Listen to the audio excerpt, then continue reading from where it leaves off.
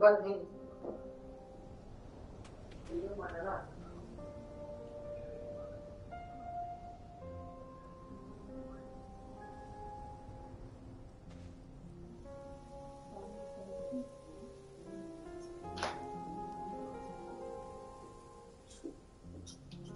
Lagi kasakit sa mga bukog. Gahapon, pasingot.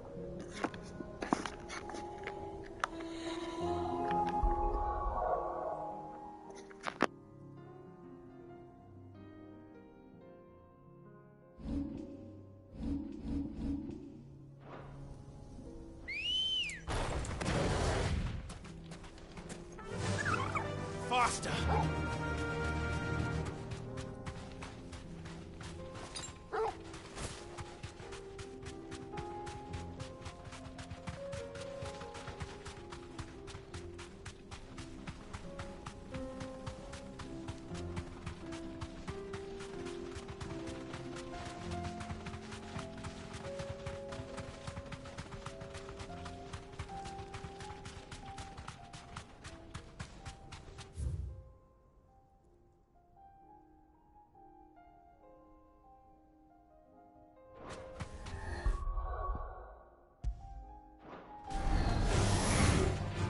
Safe.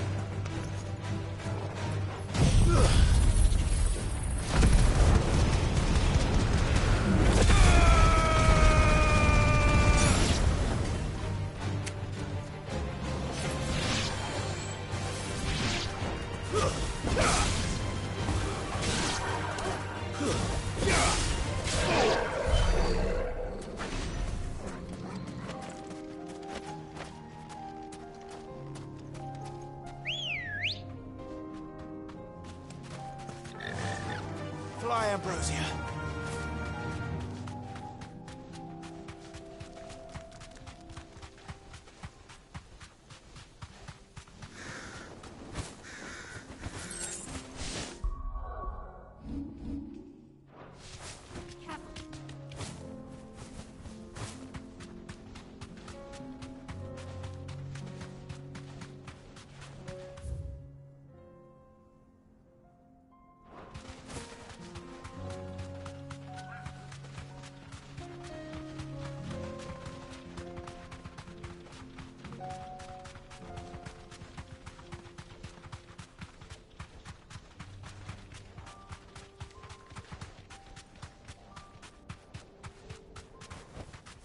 No need to ride from here. We're not alone.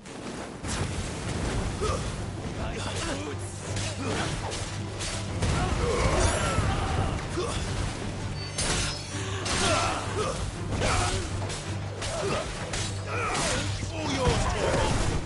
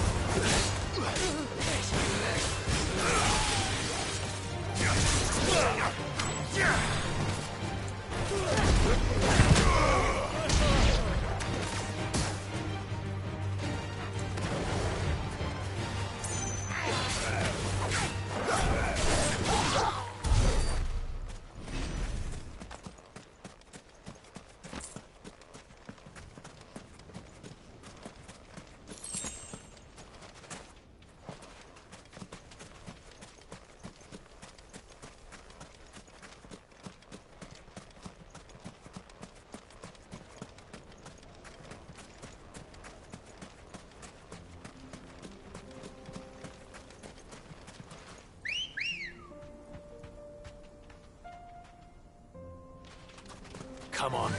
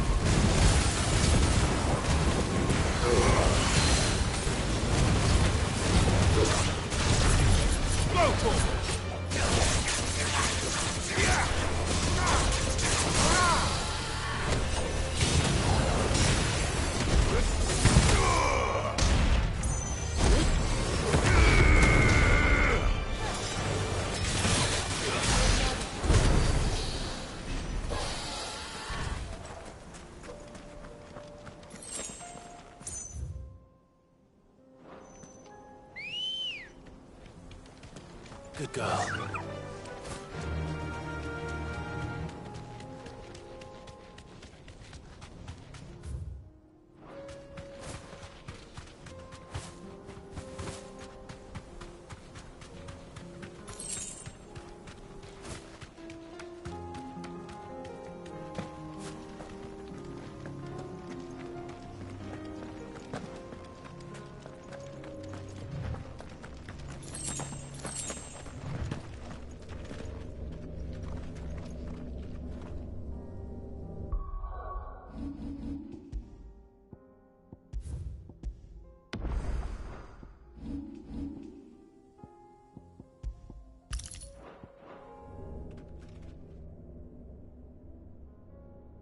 This one's awake.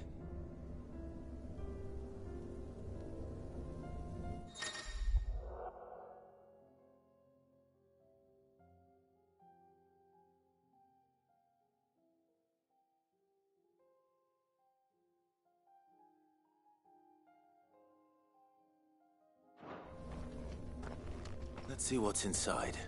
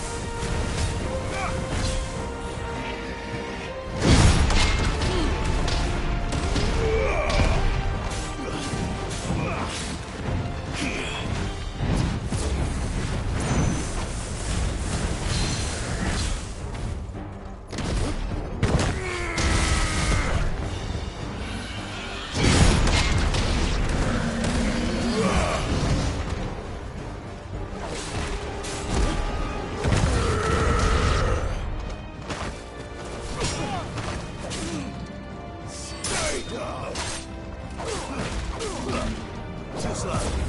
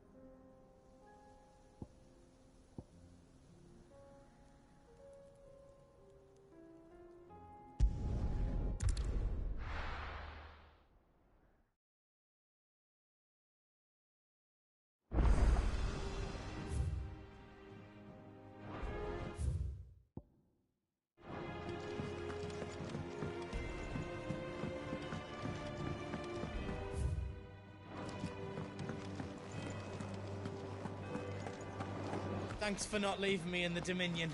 If you hadn't come back, I might still be stuck there. I told Nan we flew back on the Phoenix, but she walloped me for telling fibs. You tell her it was the truth, Clive. Welcome back, my lord. I only just arrived myself. No one seemed to know where I should go, so I thought I'd guard your chambers until instructed otherwise.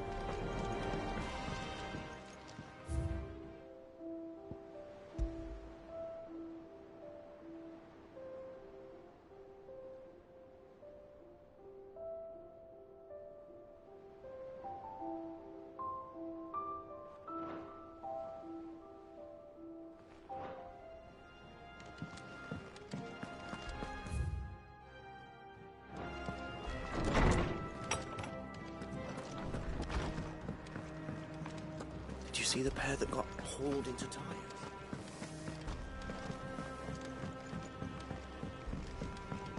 Oh, the moon.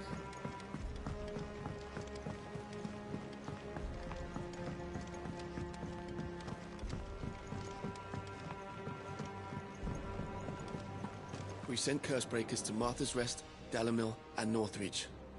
Hopefully they can help maintain the peace. Or at least a semblance of it. Cole told us everything that happened. It's a bit of a worry that both the Republican and Imperial armies are in disarray. But it was good to hear that the people stood their ground. Are we even safe here? Oh, I wasn't expecting you back.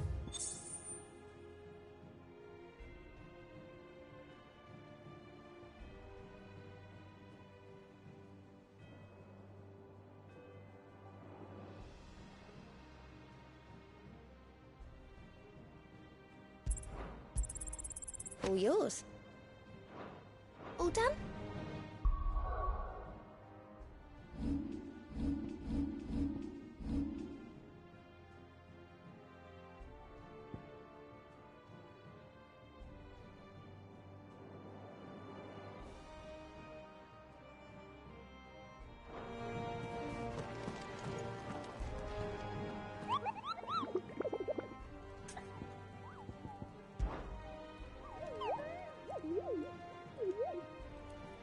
What did you find down there?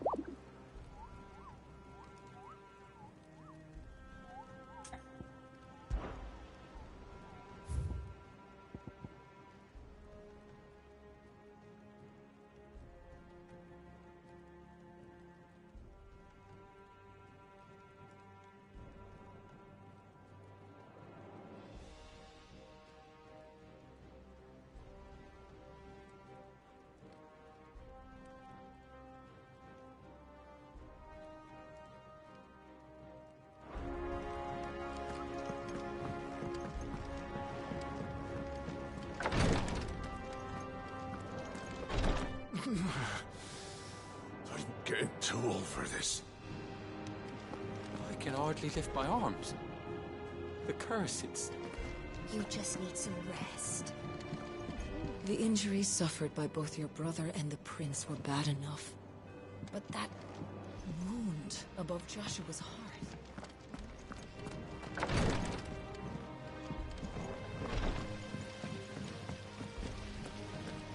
The girls here can have Otto and Gav and Gareth and Cole and all the rest.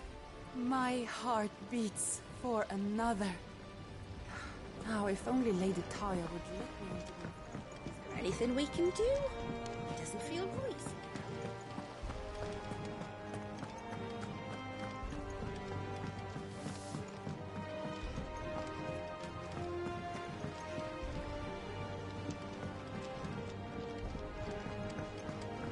I was thinking I might pen a novel of my own. We're all gonna die! You hear me? The Akashic are coming and they won't stop until they stop.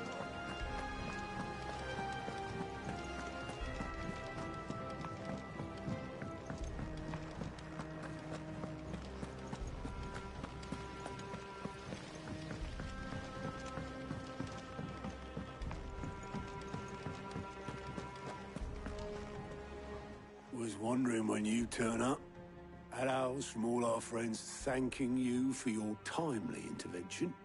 How is it you always manage to arrive at just the right moment? Luck, I suppose. Any word on the rest of the realm? Let's see. Storm's still crying out for Mother Crystals. The nations are still in chaos. And the skies are still the colour of a kick in the kidneys 2 days on. So... Right. Clive, we knew this was going to happen. Well, not the bleeding skies part, but you take my point. Now's not the time to second-guess yourself. Now's the time to visit the infirmary. Taya says your brother's awake. Thank you, Otto.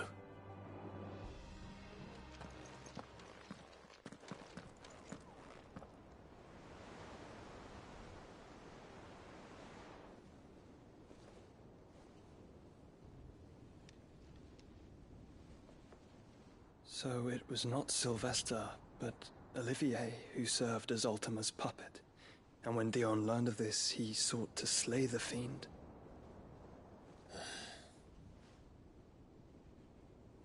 Only for his father to take the spear that would have freed him. Enough to drive a man to madness. Small wonder he hasn't stirred.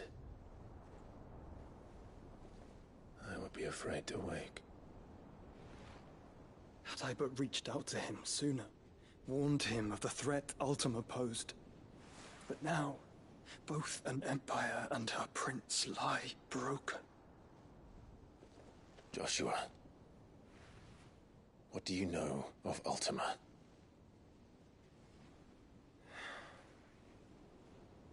Very little, I'm afraid. Despite my best efforts.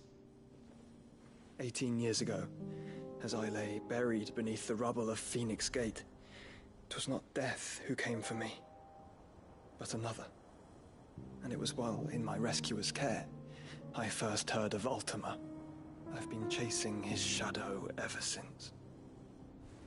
Ultima is driven by some deep, dark purpose, and for whatever reason, it would seem you are crucial to his designs.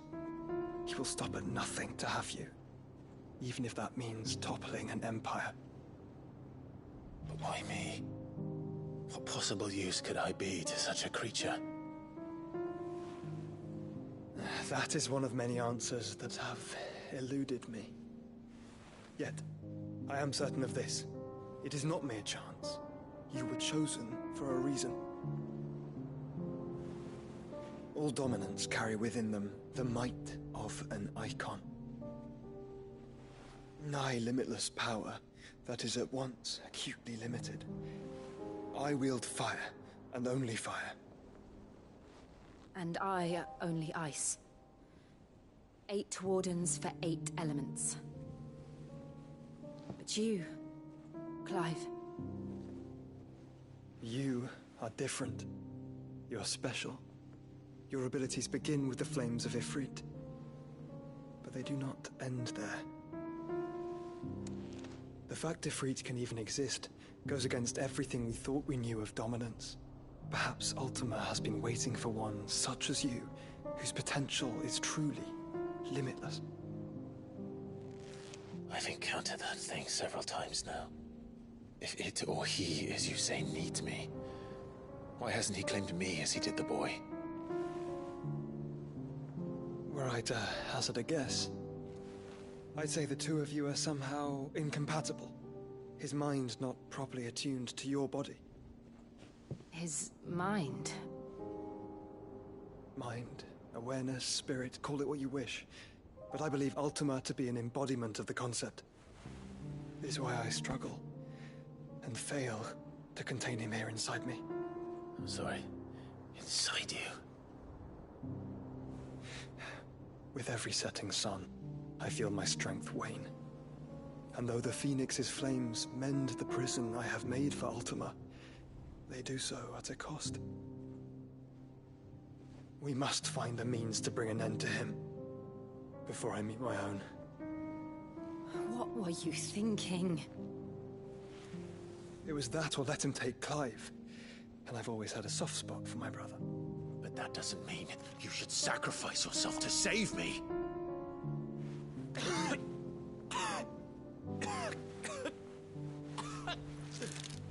Joshua.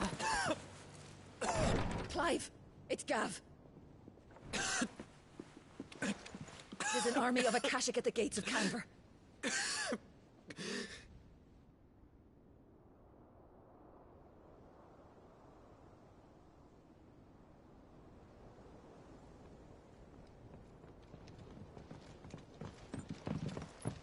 Well, what's the short of it? I thought Taya told you. The capital of the Free Cities is under siege by an army of monstrosities.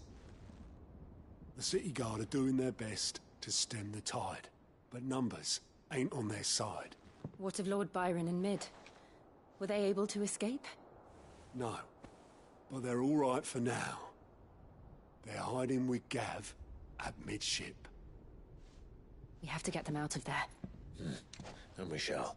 Otto, prepare a Stolas. Tell Gav to stay exactly where he is. Understood. Vivian, what's the swiftest route to the Free Cities? That sounds like a question for the map. Look here. This road, through Tabor, should provide the least trouble. Good. What a coincidence. Tabor is exactly where I'm bound. Joshua, Bed is where you should be bound. You don't think I told him the exact same thing? Were Tyr not such a talented healer, I would surely have been inclined to agree. But, thanks to her ministrations, I feel I may safely rejoin my attendant, who was to wait for me in Tabor if we became separated. All right, we travel together. Clive. If he stays close to me, he'll be fine.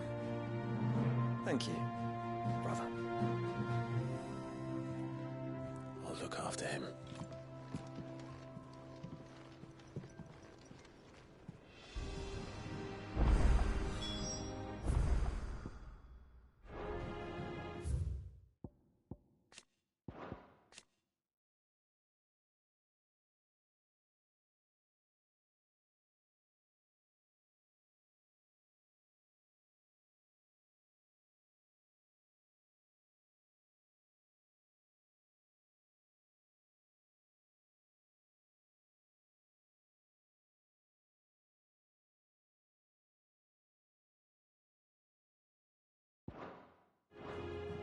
My attendant was with me in the Dominion before I primed.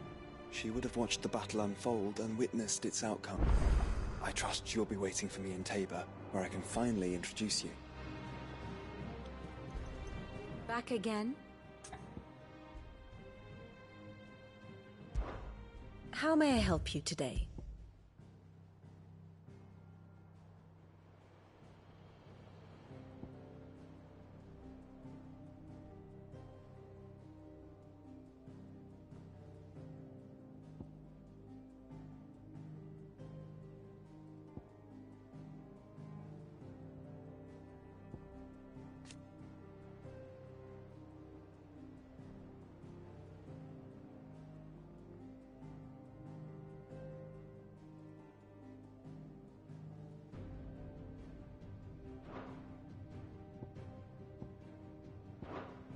One must understand one's place in the world.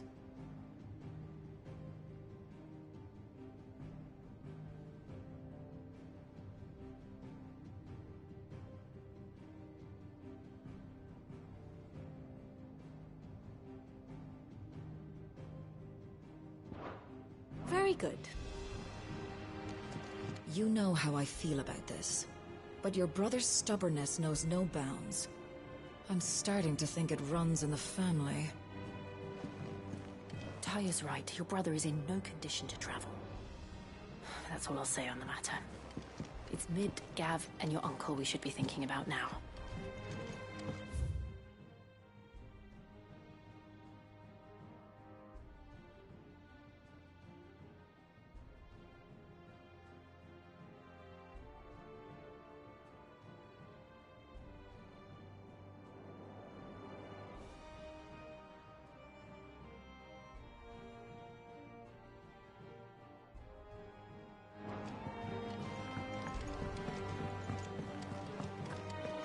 We sent Cursebreakers to Martha's Rest, Dalamil, and Northreach.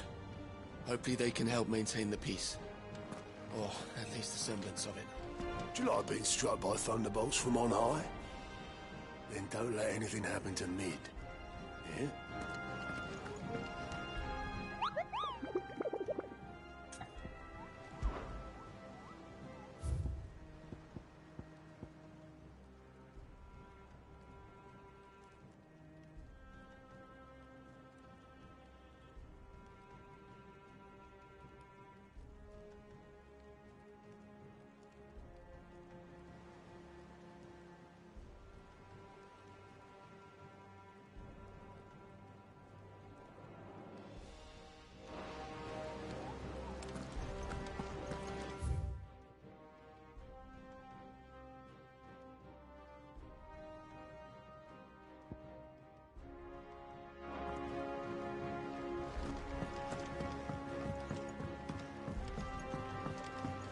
see that? Tell me you saw it.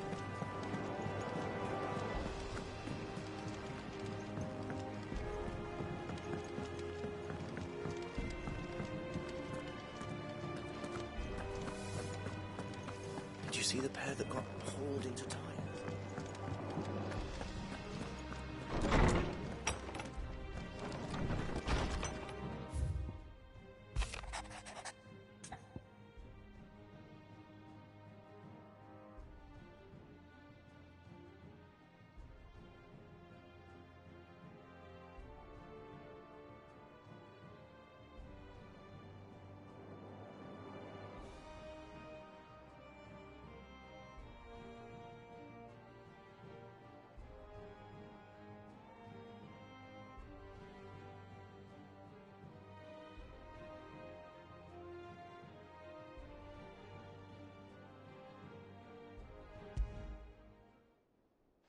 Rutherford. Wasn't that the name of my uncle's manservant? Why would he be at Martha's Rest?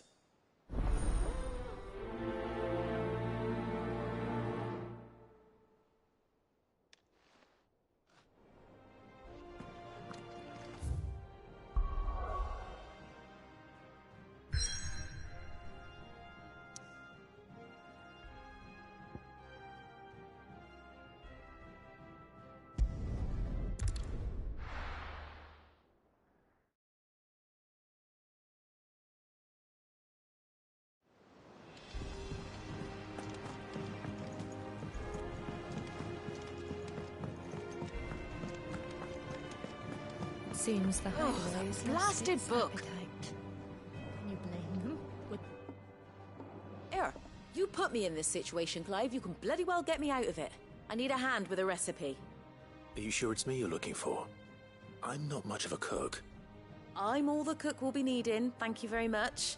What I want from you is a little of your time, right? Oh, and perhaps your sword. You remember Ivan's stew, right? Well, despite the look of the thing, and that awful stench, people wolf it down. So I thought I'd try making one of these supposed masterpieces myself. Had a peek at the book and gave it a go, but, well... It wasn't as straightforward as you'd hoped? Ivan had the same problem. Yeah, but this is my blooming kitchen, and I will not be outdone. So if you don't want to be seen as playing favourites, I suggest you lend me a hand. I've never been one to play favourites, Molly. And I would be only too happy to lend you a hand. So, what's on the menu this time? A fried mortress of skyworm.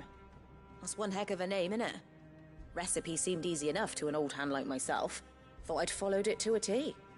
Only, turns out skyworm livers and drake's mint are not what I thought they were. At least I hope they're not, given the rancid mess they made.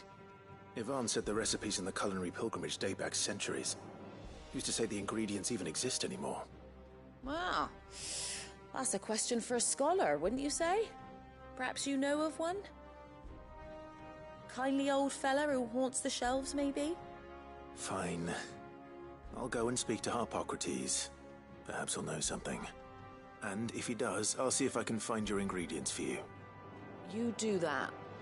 Lest we forget, you've got a reputation to uphold.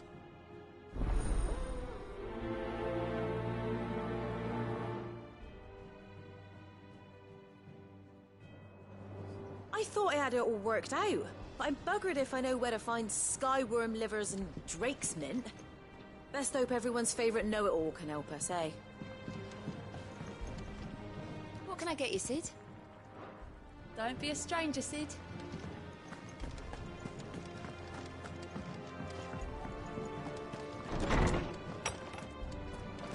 Is a storm coming, Sid?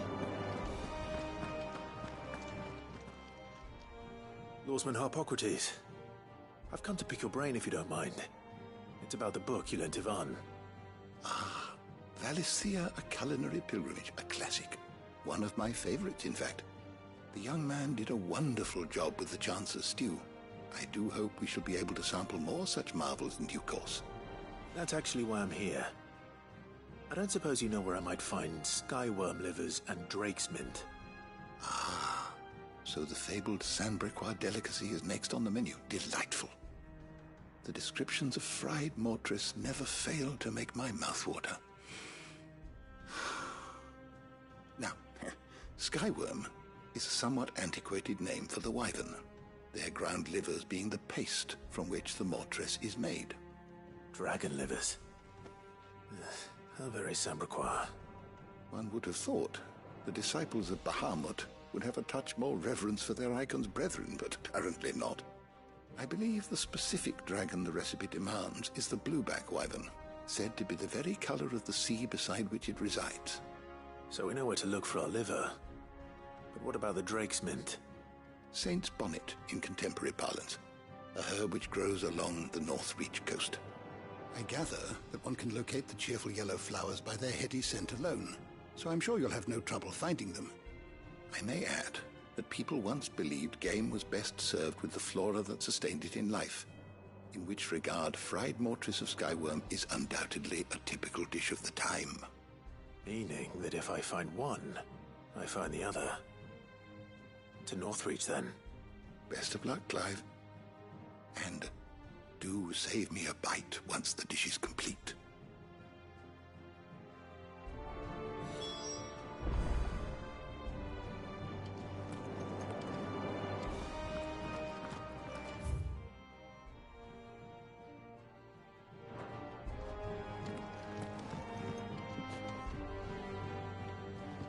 Sid, perhaps you can help me solve a mystery. I can certainly try. Who's gone missing this time? It's not who, but what. Mid's scales, the ones she made for her workshop. I borrowed them to teach the little ones about weight, and shortly after the lesson, well, they vanished. My first thought was that they'd taken them off somewhere to play, but when I asked, they swore they had nothing to do with their having disappeared. Which almost certainly means they had everything to do with it. Of course. I can only hope the scales turn up on their own then. Preferably in one piece.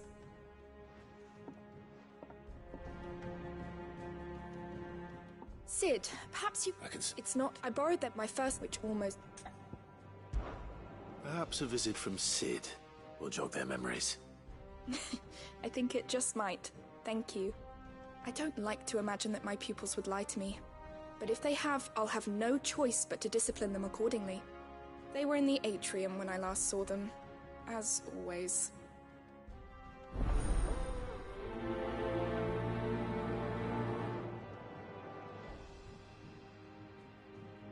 My biggest worry is that the children have somehow damaged the scales, but are wary of asking for help because they think they'll be punished. And if I find out that's the case, I swear I'll take the switch to every last one of them.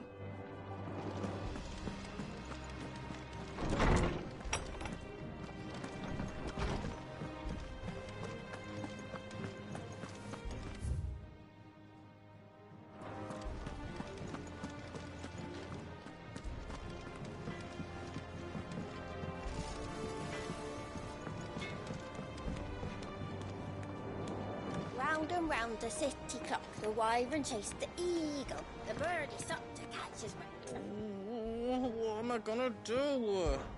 Oh.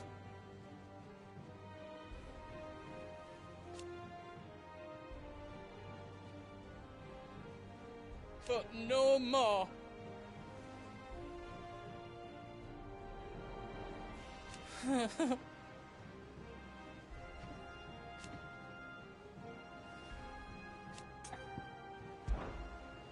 Is everything all right, Goots?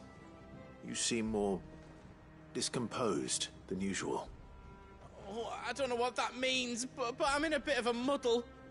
Oh, I think Nan might be in trouble, and she's... It's all right. You can tell me.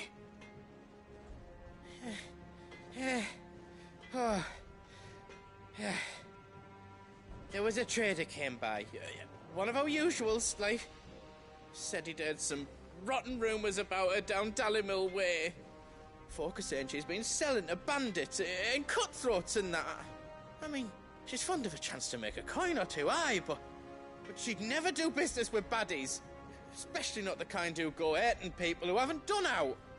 I wanted to ask her about it myself, but I'm scared she'll give us a tongue lashing. She'd never give your tongue a lashing, though, would she? Don't worry. I'll speak to her. Oh, thanks, Clive. You'll let me know what she says, won't you? Of course. I'm sure it's all just a misunderstanding.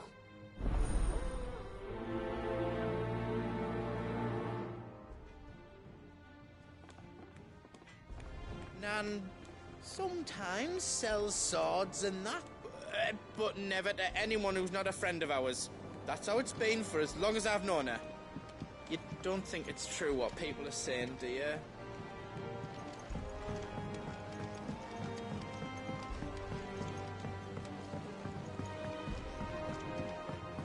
I heard the Emperor was impaled on his own son's spear.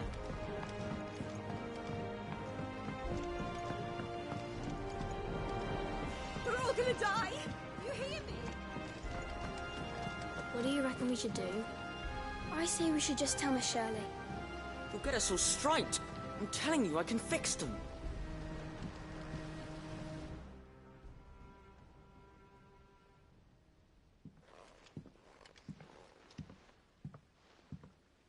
Sid!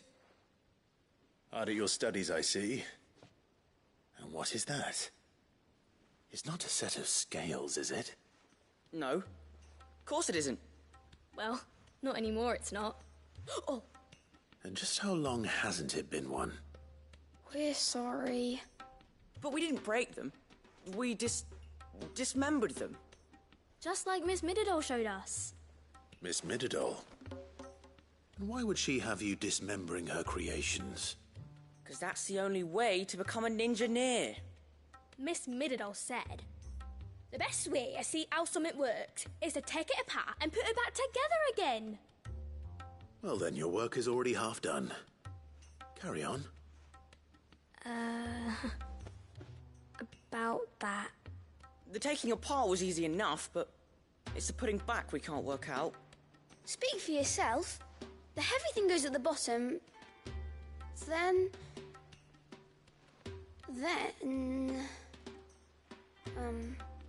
You three need to learn to take responsibility for your actions. So let's have a look at these parts with fresh eyes, shall we?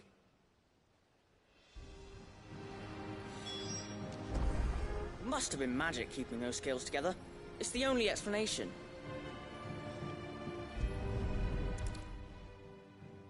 All right.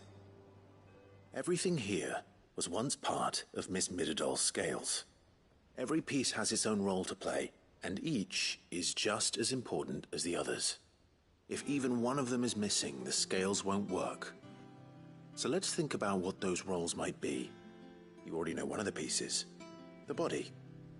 Its role is to support everything else. But what of the others?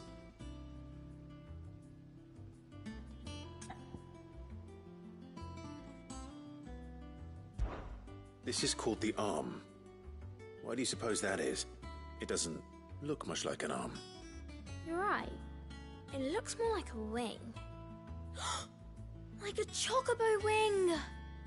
You've ridden a chocobo before, haven't you, Sid? Will you teach me to ride one day? I'll think about it. Now, what do arms do? Hold things. So wait, maybe this arm holds things too? Good thinking. You're on the right track.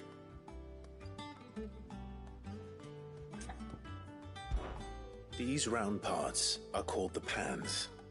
You all know what a pan is, don't you? I do. Molly uses them in the kitchens to fry bangers. But these aren't for frying bangers, you idiot. They're for weighing stuff. But what if I wanted to weigh Goots? I don't think he'd fit on that little thing. Probably not. What are the chains for? Holding the pans up? Well spotted. Which means something must hold the chains up in turn.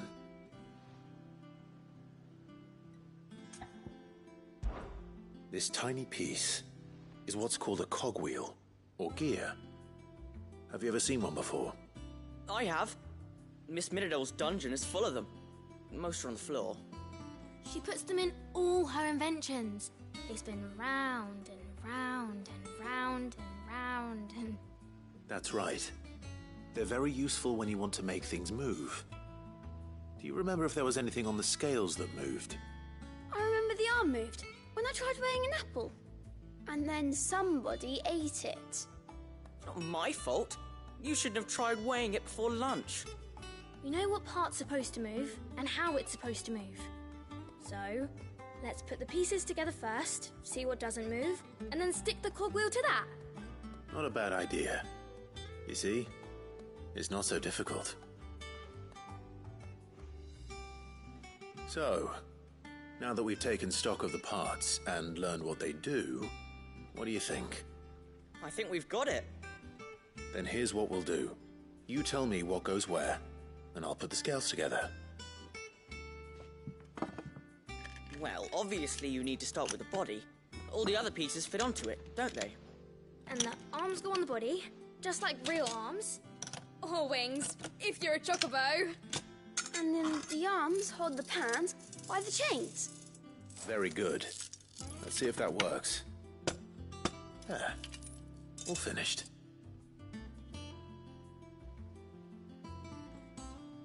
Yes! We did it! Well, with Sid's help. Oh, I just put the pieces together. It was you three engineers who showed me how. That's right. We're Miss Mididol's hairs. Her hairs? Yeah, hairs for the future. She's showing us her secrets now, so we can help out the hideaway when we're older. What do you think, Sid? Are we almost ready? With a little more help from Miss Mididol and Miss Shirley, I'd say it won't be long at all. You hear that? It won't be long. Until then, though, do try to be honest with Miss Shirley.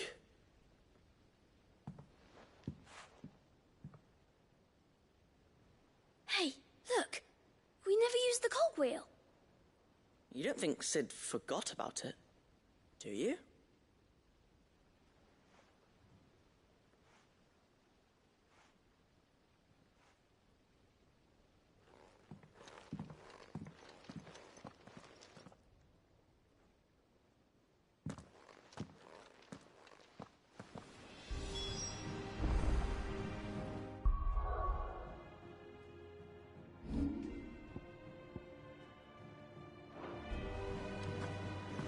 Didn't happen to forget anything, did you, Sid?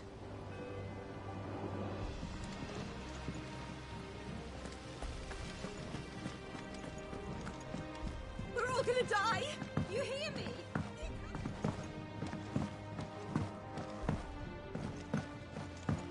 I heard the Emperor was impaled on his...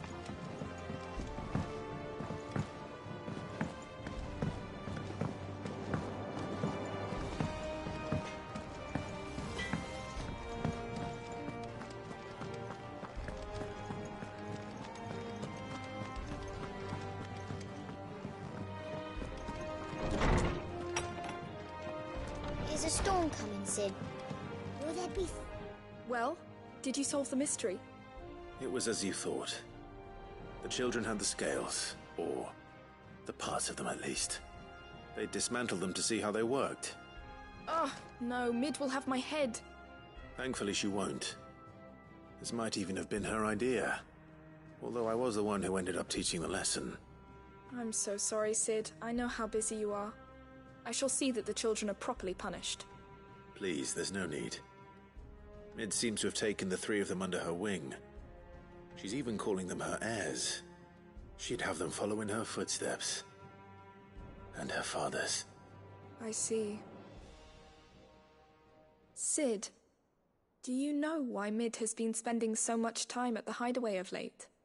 She told me it was because her studies have been interrupted by events in Canva. Is that not true? No, it isn't.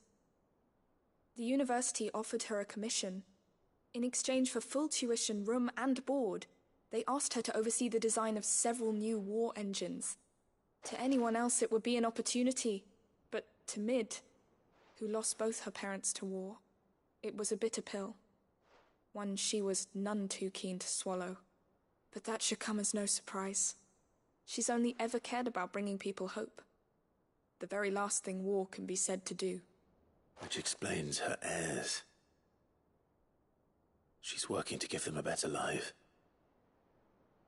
And so should I. What's the odd engineering lesson? Ah, you've given them far more than that, and I'm sure they're very grateful.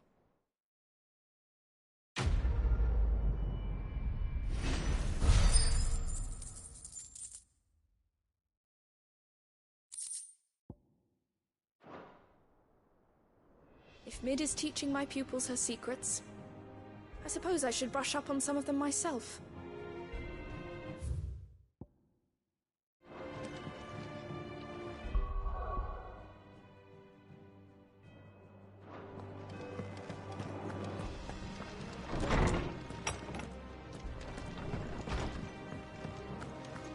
Seems the hideaway's lost its... Lady Karen, how's business? Not nearly as foul as the weather. You're doing good trade then?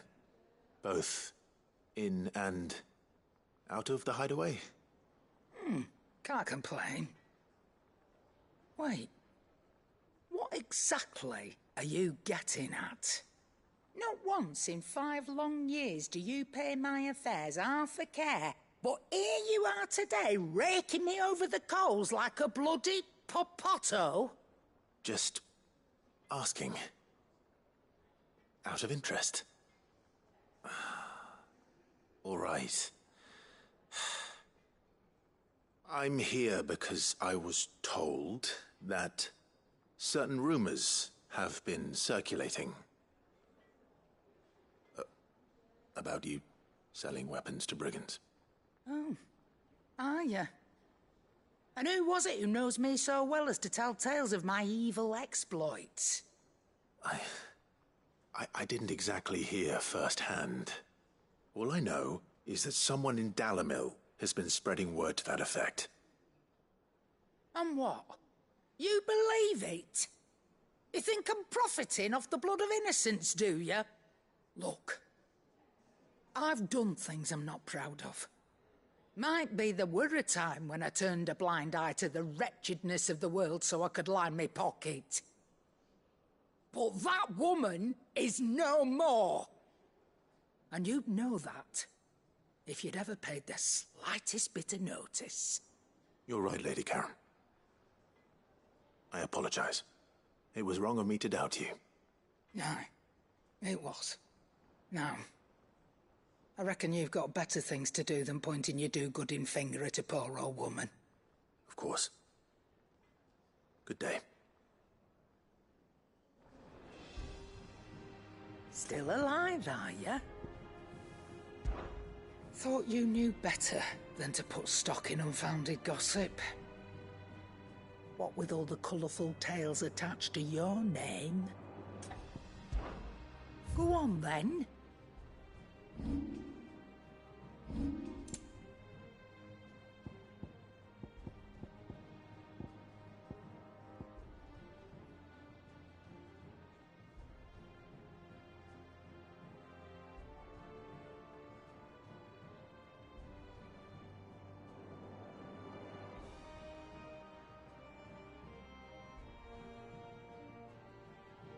Come again. Or don't. I'm not much bothered either way.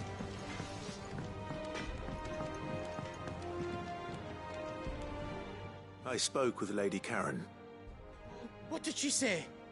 That the rumors were unfounded, and that I was a fool for thinking they might hold any truth, along with some other things that made her feelings clear.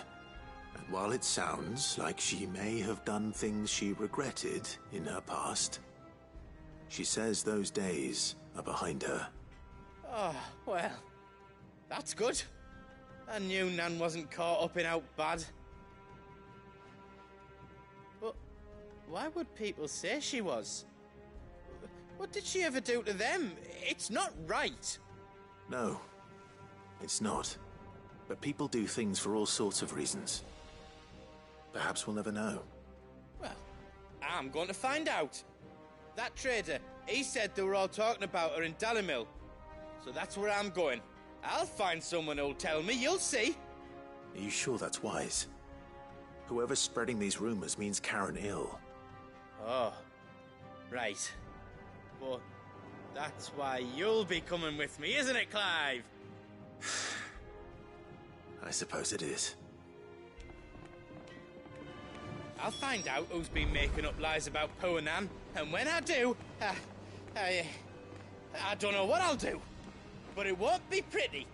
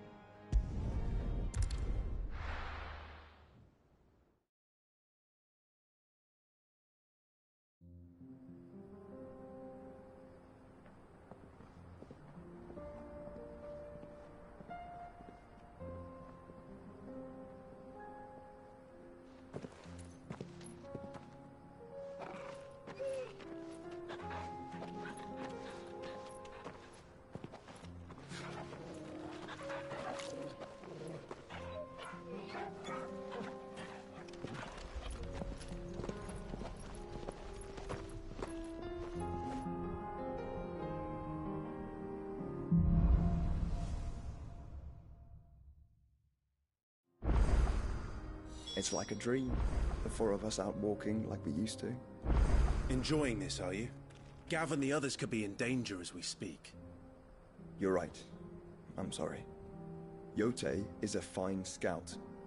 If Canville was attacked, she will already have begun gathering information. Tabor isn't far. We should pick up the pace. Torgal.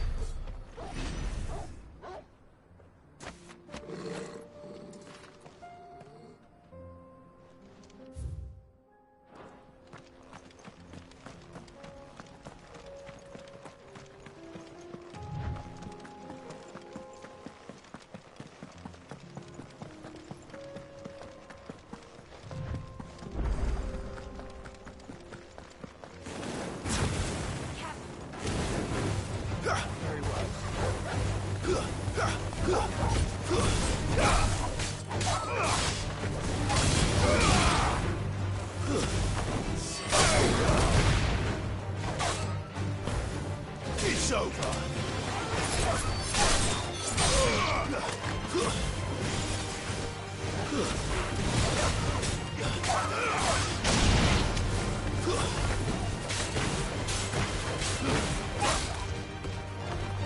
Stay down.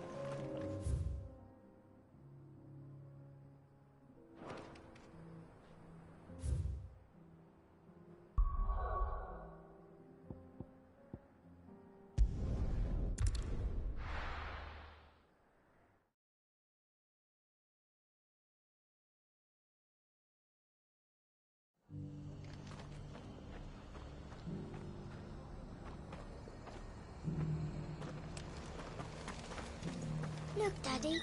Shining so brightly. Isn't it pretty? Yeah. Pretty blooming sinister.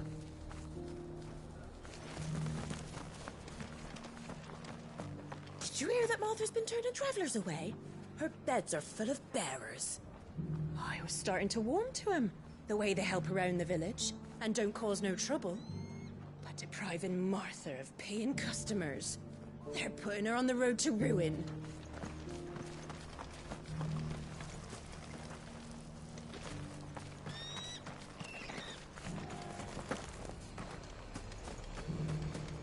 Inn's full. Don't bother.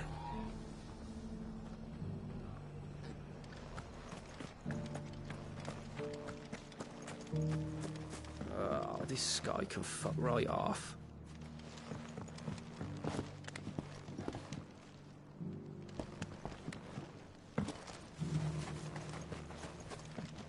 The Kashyyyks ain't like Imperials or bandits.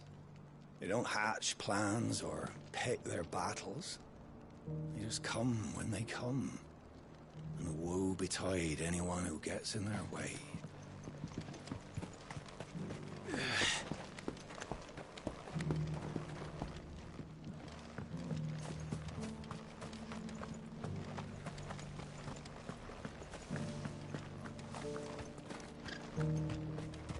Wonderful creatures, chocobos are. They're fast, strong, loyal, and best of all, they won't balk if you point them into the belly of a flood. Thick skins, these birds have. Thicker than most, at least. Now, leave them in a flood too long and they'll turn, sure as eggs is eggs. But a quick dip in and out, and they're right as rain. Which is a boon to a trader like me. Reckon there's enough of Kashyyyk on the roads to worry about without this old girl turning. If you're wondering how this place got so busy, blame the ether. Guardians, bearers, folks from all over have come, seeking refuge from the floods, and the poor devils that drowned in them. For us who've lived here since back in Elwyn's day, it takes some getting used to. And sooner or later it's gonna take some sorting out. I'm all for making this town a welcoming place, but... hospitality has its limits.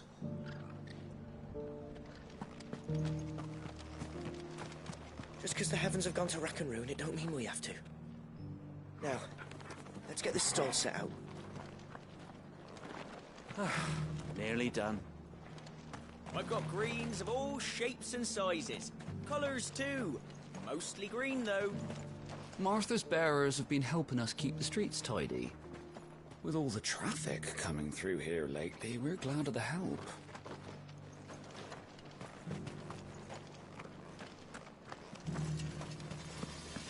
Want to know how to tell if the world's going to rack and ruin?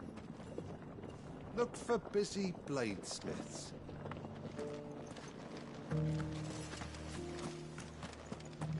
I expect you heard what happened to the noble quarter. The ether just started pouring from the walls. We were lucky it didn't catch us in our bunks, or we'd have all turned.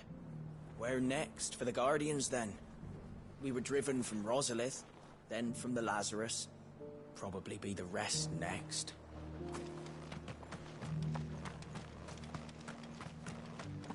The world seems to be changing so fast lately I can hardly keep up. But what I do know is that there's more bad news than good. You can tell that just by looking at people's faces. It doesn't still hurt, does it? Oh, 1,000 Akashic jars couldn't hurt me. I'm a son of Rosaria, after all. A born survivor. The people of the rest may seem to be in high spirits, but give them a little wine, a little company, and the tears soon begin to flow. Don't keep your woes to yourself, soldier. Open those floodgates. You'll feel the better for it, believe you me.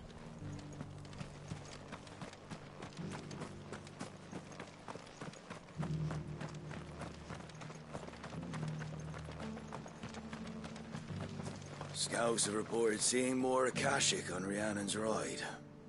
The road to Eastpool. We'll bolster the guard at the North Gate then.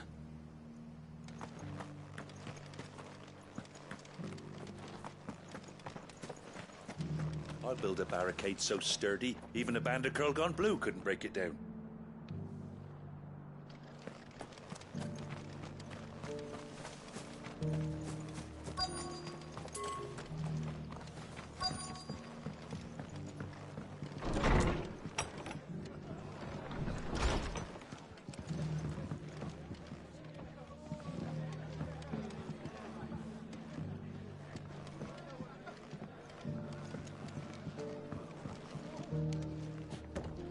Martha's got a big heart. It's a pity there's so many who are happy to take advantage of it. Sorry, but if you're looking for a bed, there's none to be had right now. We're already sharing our cots with masterless bearers and those who fled the floods, and more seem to wash up at our door every day. Have you heard the latest from Twinside? That the Empress is no more? Never trust an owl bearing good news, I say. But if it is true, we might finally have a chance to get our country back.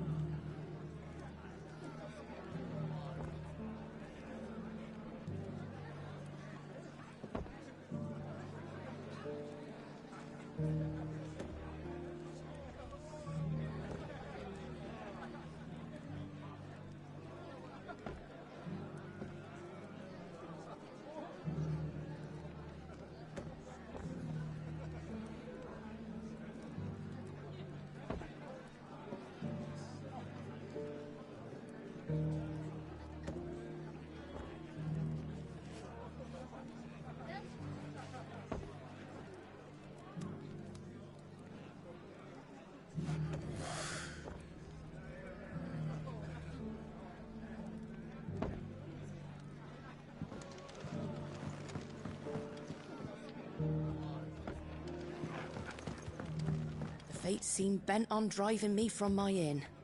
But if they want me out, they're gonna have to try harder.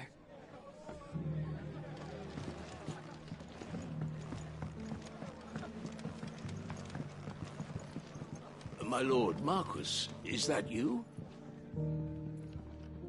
It is you. Then you received my letter. I am Sebastian Rutherford, chief steward of your lord uncle's estate. Of course.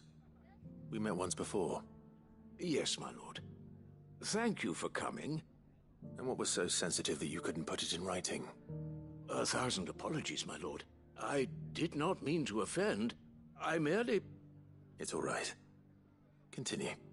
I am here at Martha's Rest, at the behest of your lord uncle, tasked with learning what I am able of the realm's current state of affairs.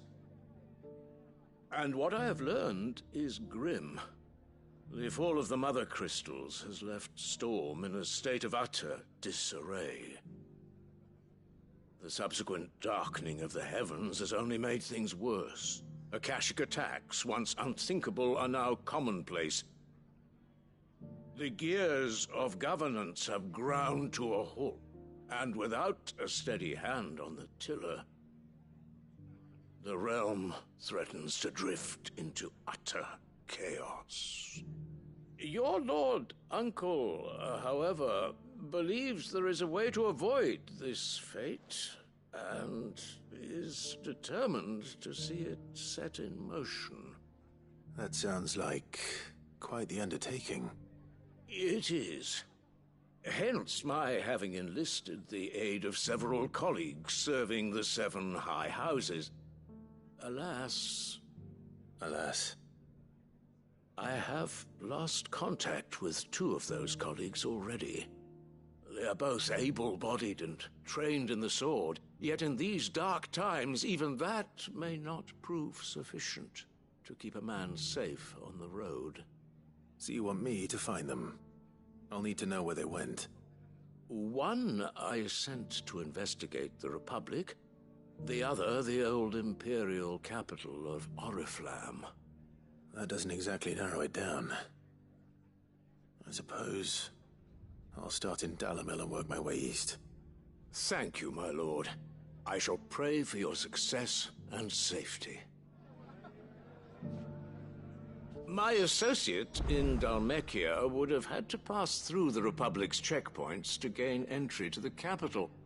Perhaps someone in Dalamil or Tabor would have seen him.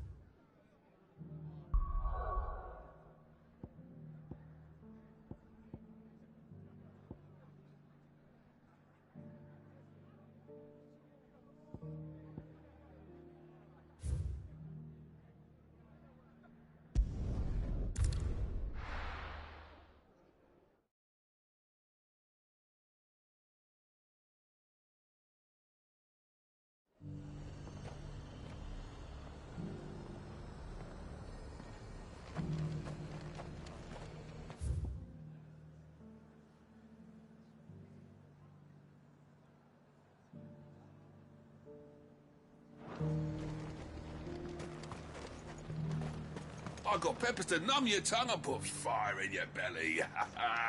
Would you, Nothing like a little unrest to fill the coffers, eh? Let the dame hear you say that.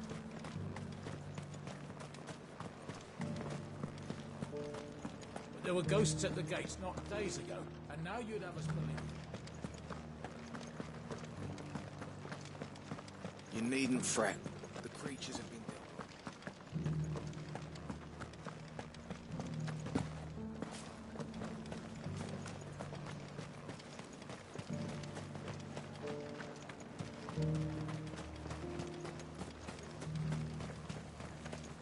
Captain said it was you who slew the, whatever they were.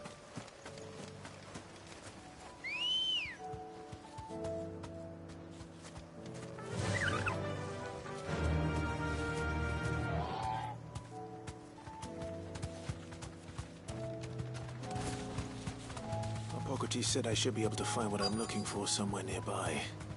Bright blue dragons and bright yellow flowers. Should be easy enough to spot.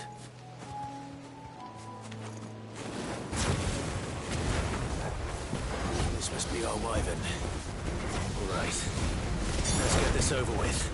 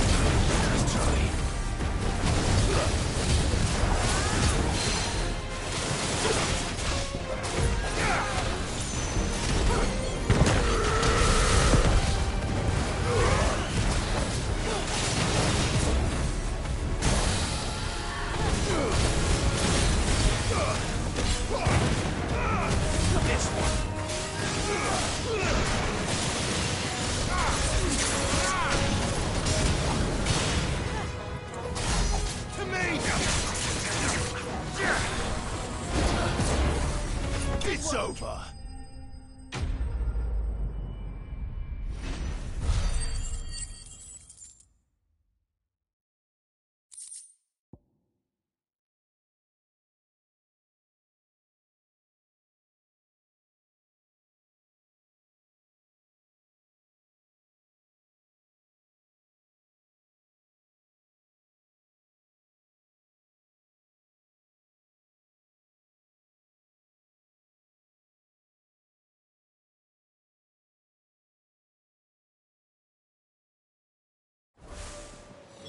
That's the wyvern's liver.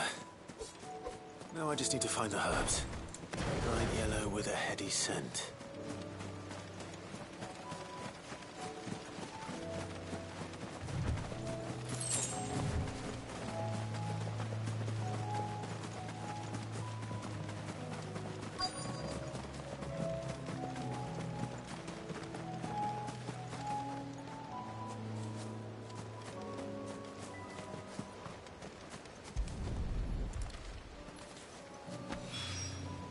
I think that's everything Molly needs to resurrect her recipe.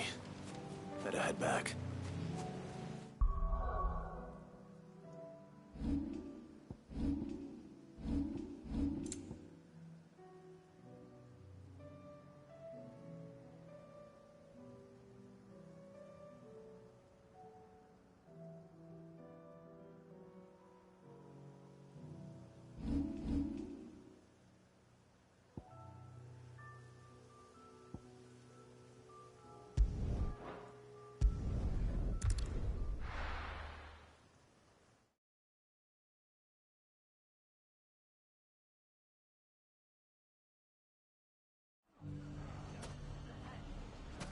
It's not going to be easy finding one man in an entire republic.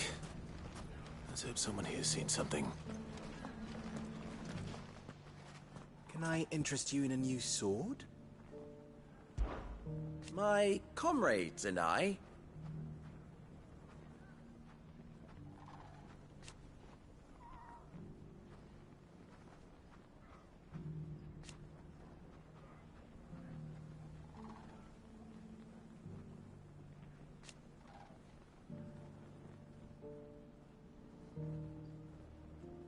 And defend Dalamil we shall.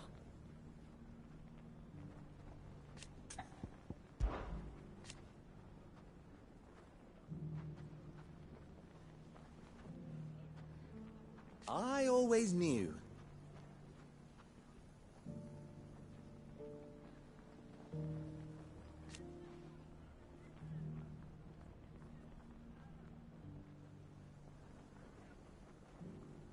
Meanwhile...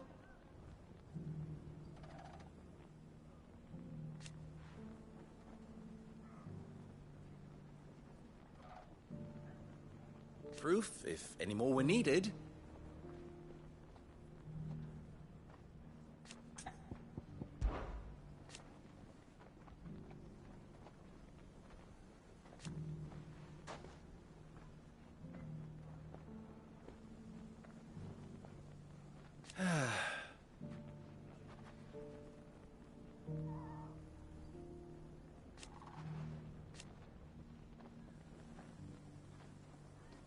But something tells me you're always welcome here. Dalamil's saved. And with our steel. Those bandits were on the receiving end.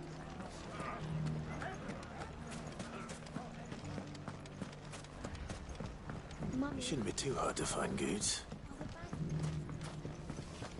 The gentlemen of the town guard are strapped. Fuck! How the hell did they find it? The finest cell swords in... Could be I know something more. What's it worth to you? I've got 100 gil and a chocobo feather.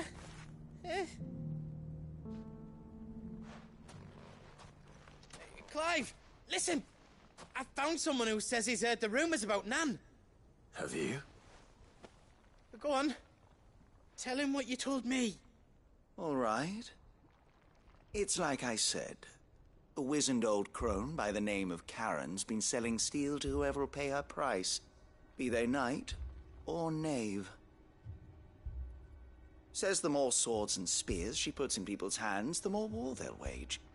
And the more war being waged, the more call for swords and spears.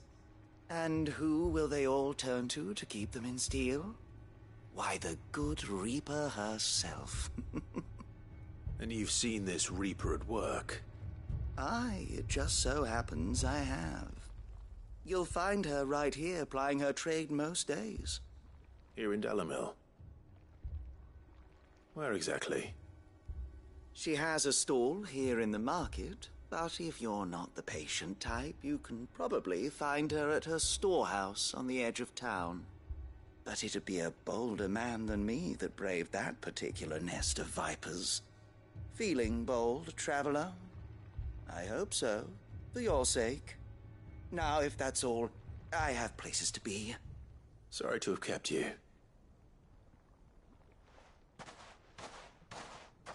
You don't think Nan's the Reaper, do you? Not unless she's discovered the secret of how to be in two places at once. Eh? What do you mean? Lady Karen hasn't left the hideaway in weeks. So who has been running this stall he spoke of? Good question. I'll go and have a look. And I'll visit this storehouse on the edge of town. All right, but be careful, Clive. You too, Goots.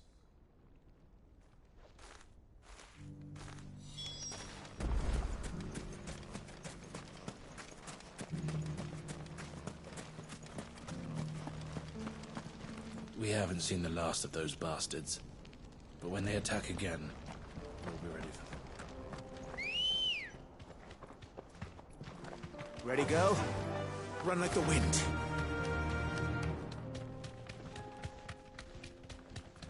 Someone's got himself in trouble.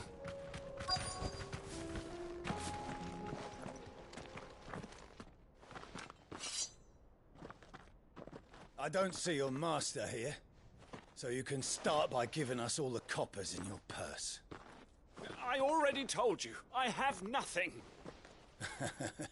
Then maybe we'll take that pretty outfit and the steel you're wearing. Please! These men are trying to rob me! I'll deal with this. Thank you. You that one's master, then? If you kindly pay the coin he owes us, we can pretend you didn't draw your blade on Republican soldiers. Or you can go back to your garrison and I won't report you to your captain. Oh, you're more than welcome to. He hasn't had many visitors since we slit his throat.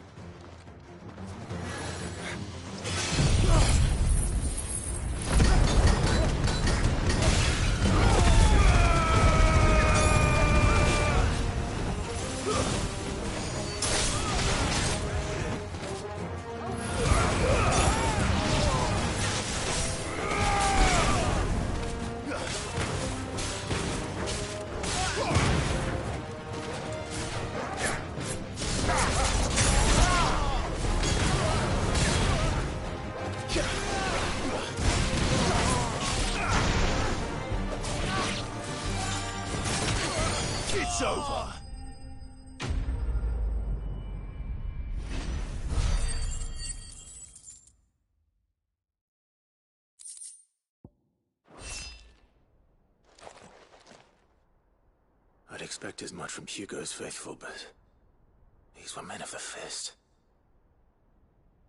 Much has changed in the Republican army since they lost their rock. You've seen this kind of thing before, then?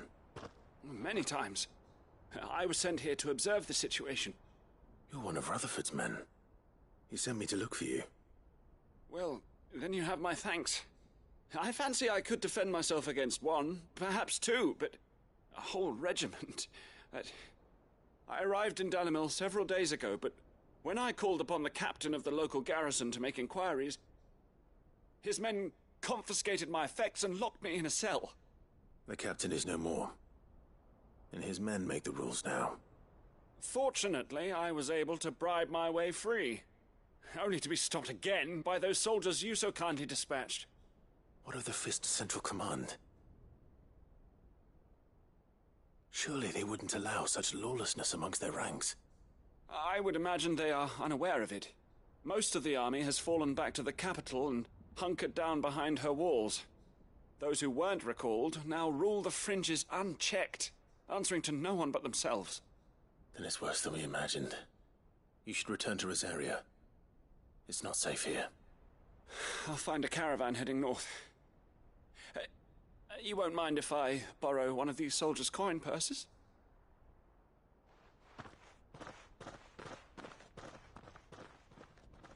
Not at all.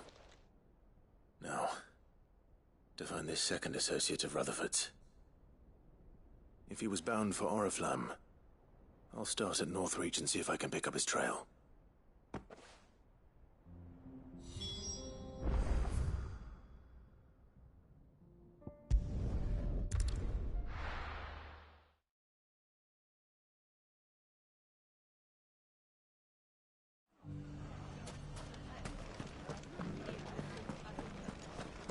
It has long been my habit to keep a watch. The safety of the town is in our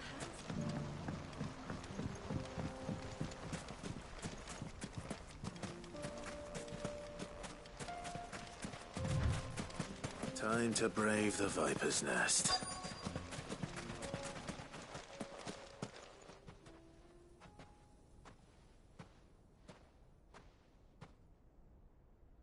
Just you, is it? Thought I might have laid it on a bit thick. It was a fairly unconvincing tale. So, what now? That's up to you. Die a slow death, or a quick one. Boys, he's all yours. But that sword is mine.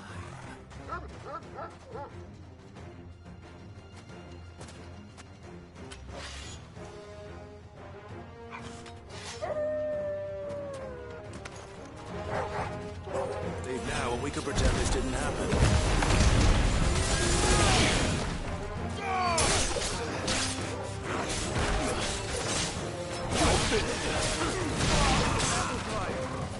Fire and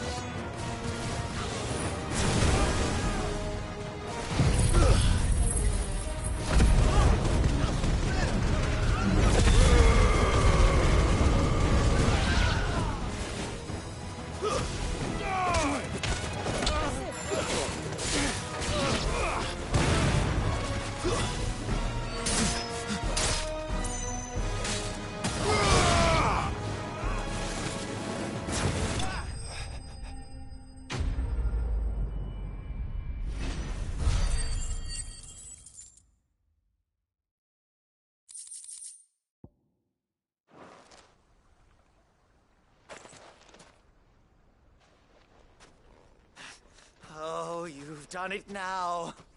Go on. Tell me what I've done. When the Borgwyn finds out you've killed his men, he'll have your head. He only wanted that bull of a manservant, the dim one always clinging to Karen's skirts. You weren't even supposed to be here. Who the hell are you, anyway? What were you going to do to him? The Borgwyn wanted him to get to Karen. I was only supposed to point the lamp in the right direction once he arrived in Dalamil. But then you turned up. Well, go on then. If you're going to end me, end me. You're not worth the effort. Now be gone, before I change my mind. Fucking coward! I need to find Goetz. Right now.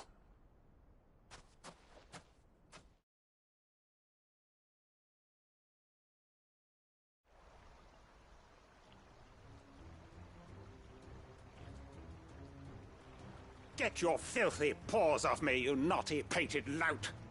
Stop calling me names! And stop spreading them horrible lies about Nan! Well, that will be easy enough. For they are not lies. Every last word is true. And she must pay for her crimes in blood. Lord! Goot, are you all right? He's gonna kill Nan! He said she had to pay in blood! After what she did, it is only right. She ruined my life and the lives of countless others.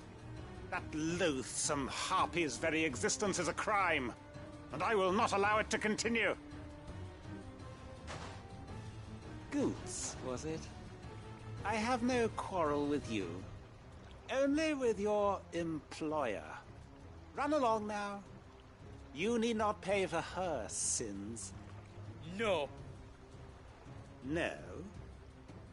I don't care what she did. I won't let you hurt Nan. Promise me you won't hurt her, or I'll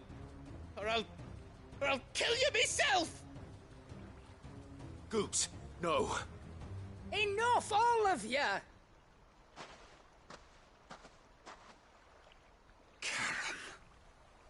But how did you? You're a sight less clever than you think you are, the pair of you. Did you think I wouldn't notice the two of you slinking off together? Well, the whole thing got me thinking, who in Dalamil might bear me a grudge? And a certain snivelling shit I ran afoul of in my fairy years came to mind. Though it was just Bogan back then, wasn't it? I thought the years might have taught you some sense, but I see you're the same pants-pissing craven you've always been. What was it we called you? Wet legs? You bitch! Everything that happened, it was all your fault! And now you'll finally pay for what you did to me!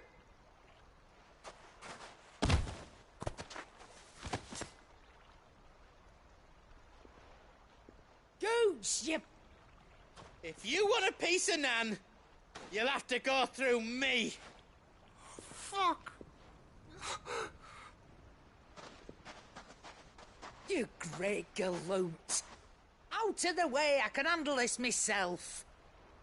So, wet legs, you remember what you told me when we last met? An eye for an eye. Wise words, Sam. Wise words. And now, it's time to collect.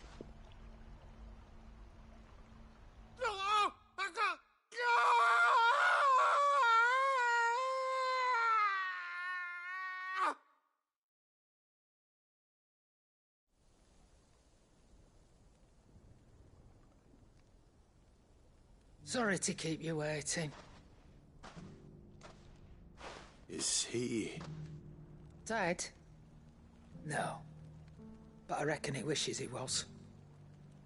It isn't easy going through life one eye short of a pair. After all, I should know. You don't mean... Oh, don't tell me you didn't notice. Lost it to old Wet Legs back when we were working the same routes. Said I'd stolen from his strongbox. I'd done nothing of the sort, mind. But that didn't stop him taking his little revenge. So I took some of my own. Sorry, lost everything. His coin, his clients. Always knew he'd be back one day to claim his due.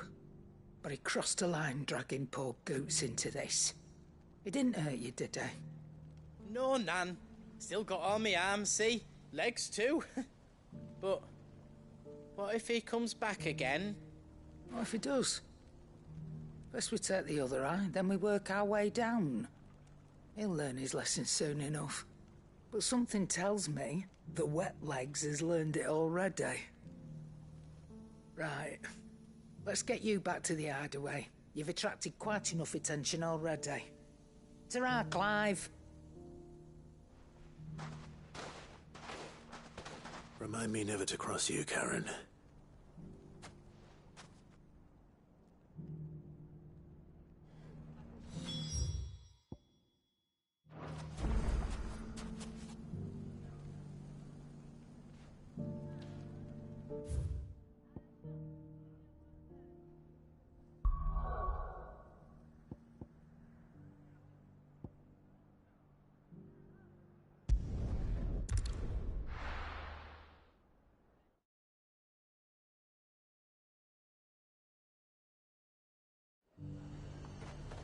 There's a lot of road between here and the capital.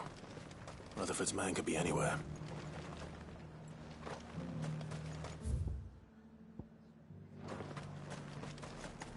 Nothing like a little unrest.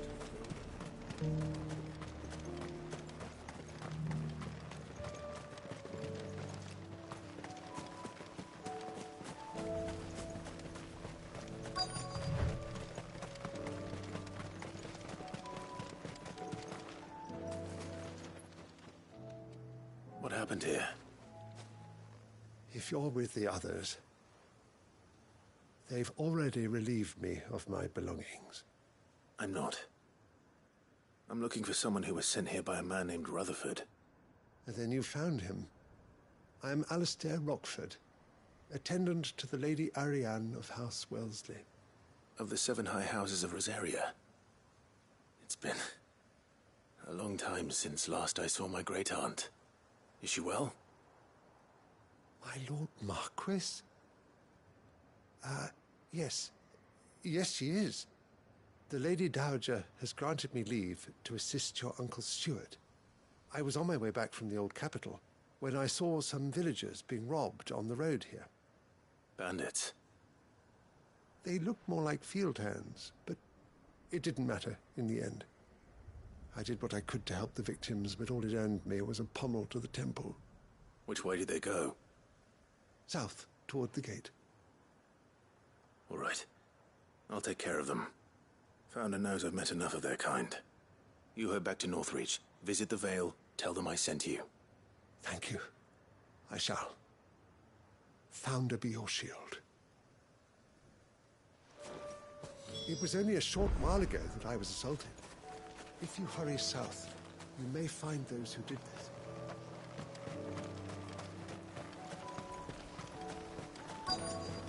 They just couldn't resist, could they?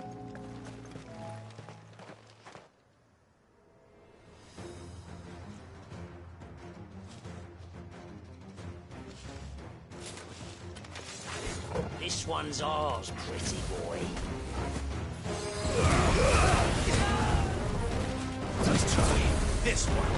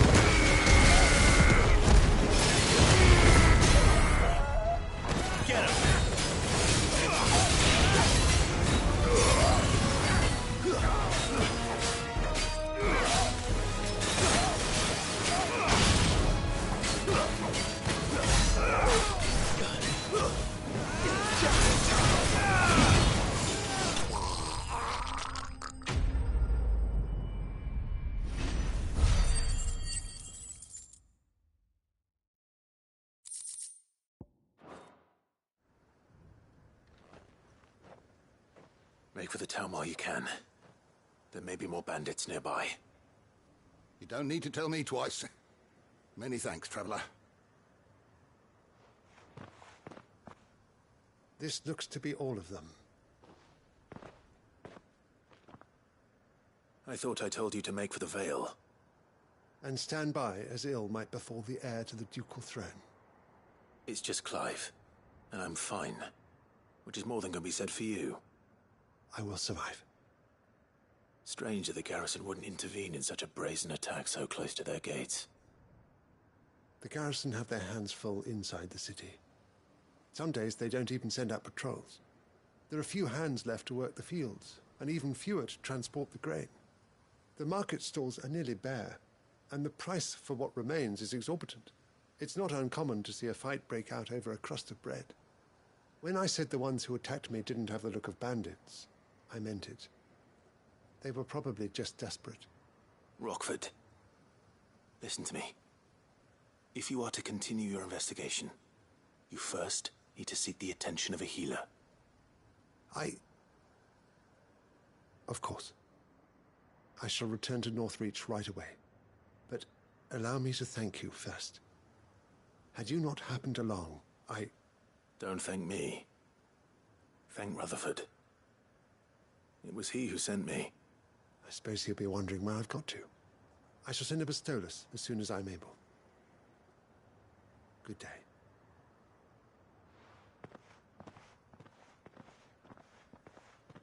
My uncle certainly has his work cut out for him. If it isn't already too late. I should go and tell Rutherford that his colleagues are still in one piece. Ready, go? Yeah!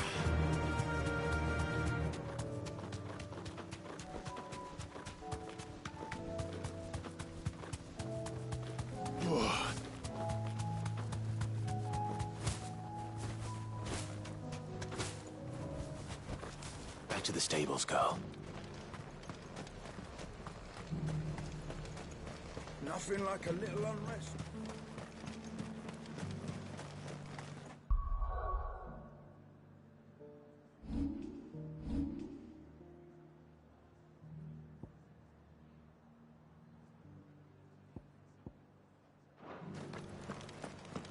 There were ghosts at the gates not days ago.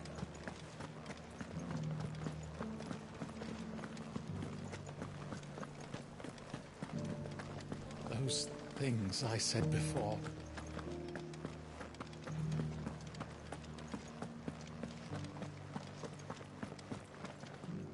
We can speak inside, if you wish.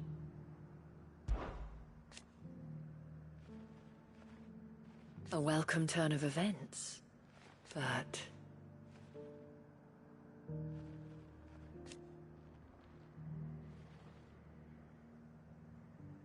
And while Philippe is a good man,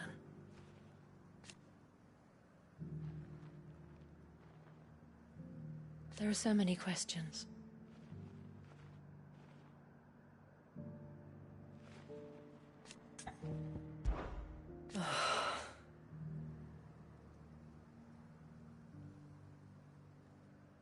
Thousands remained in the capital.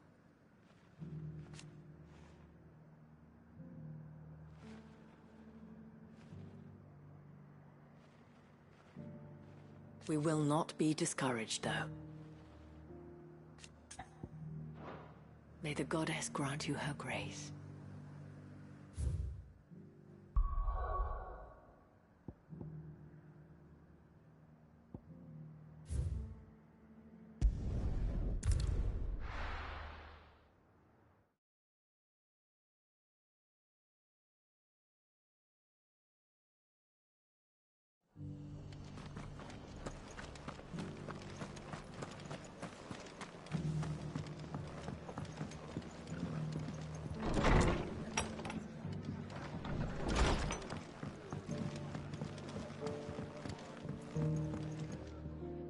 I see you're still here.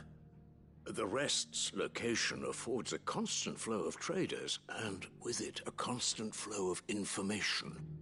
Speaking of which, I received word from both my associates. They have resumed their investigations, thanks to you. I only happened to be in the right place at the right time. They both seem to think the realm's prospects rather grim. I am afraid that grim would be putting it lightly. Storm is in crisis, and if we are to free her, we must work quickly. And we must work together. Such is your Lord Uncle's wish. As it is mine.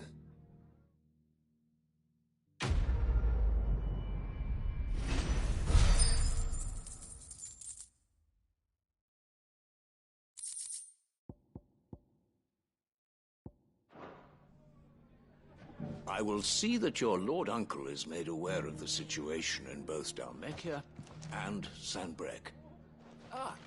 And inform him of your timely assistance, of course.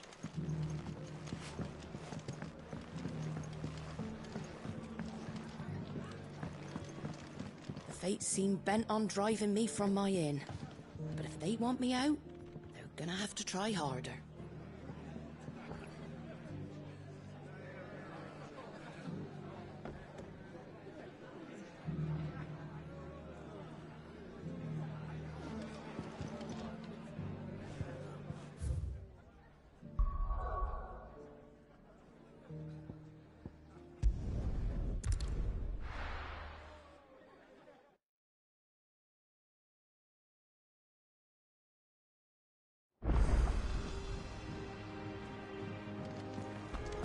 Mindless though they are, an Akashic horde large enough to besiege the free cities is not to be trifled with. We must proceed with caution. Canva's walls will not hold the Akashic horde for long. We can only hope they hold it for long enough.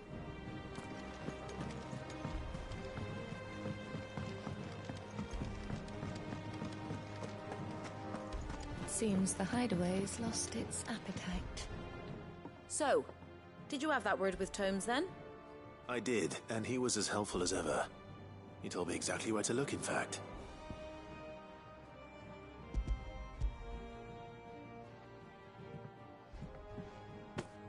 And what precisely will I be cooking up? Or is it better not to know? Blueback wyvern liver. And, a herb known as Saint's Bonnet. Ah, wyvern livers, was it? Well, at least it weren't actual worms, I suppose. Now then, you stay right where you are. I've got some cooking to do. Let's hope these grand old chefs of yore knew what they were on about.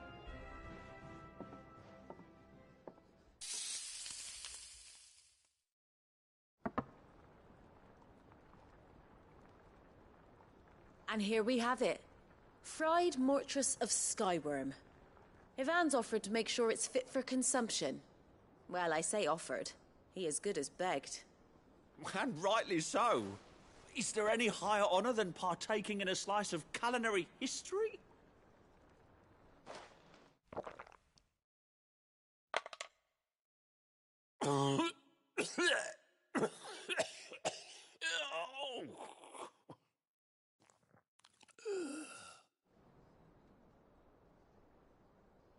So, not fit for consumption then? What witchery is this? The crackle of the crust gives way to an almost violent richness. Yet, it is the piquant kiss of the saint's bonnet that tames this savage dish. It is a tour de force. A force of nature, even. A maelstrom of flavour and sensation. A graceful beast emerging from centuries of slumber. I think he likes it. Well, I can't quite tell with all that nonsense he's talking. But I reckon you might be right. It was decent then, I take it. Decent? It's remarkable. And I defy any man to say a word to the contrary. Sid, might I suggest that you command a party of your finest men and women to procure a dozen blueback wyverns forthwith? I'll give it some thought.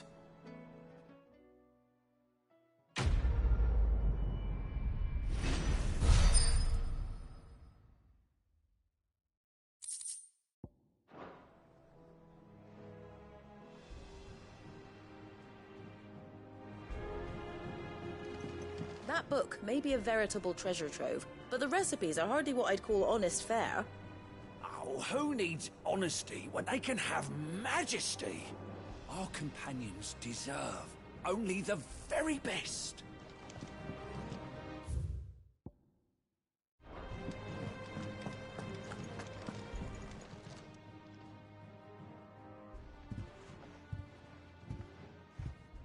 Nothing like a dish of cold vengeance to foul the gut. I'm sorry, Nan. I didn't mean to make things worse. I just thought I had to protect you. Like you've protected me. Aye, well, someone had to. Your parents certainly didn't give a whit for your well-being. Reckon the both of us would be worse off if I'd not taken you on. You've always been me right eye, Goots. And I'd have you stay that way. So don't you dare go looking for trouble again. Well, I will. If you ever need help, I'll do it again and again, and you can't stop me. Why, you big lump. Fine. Play the hero if it makes you happy. Thanks, Nan. I won't let you down.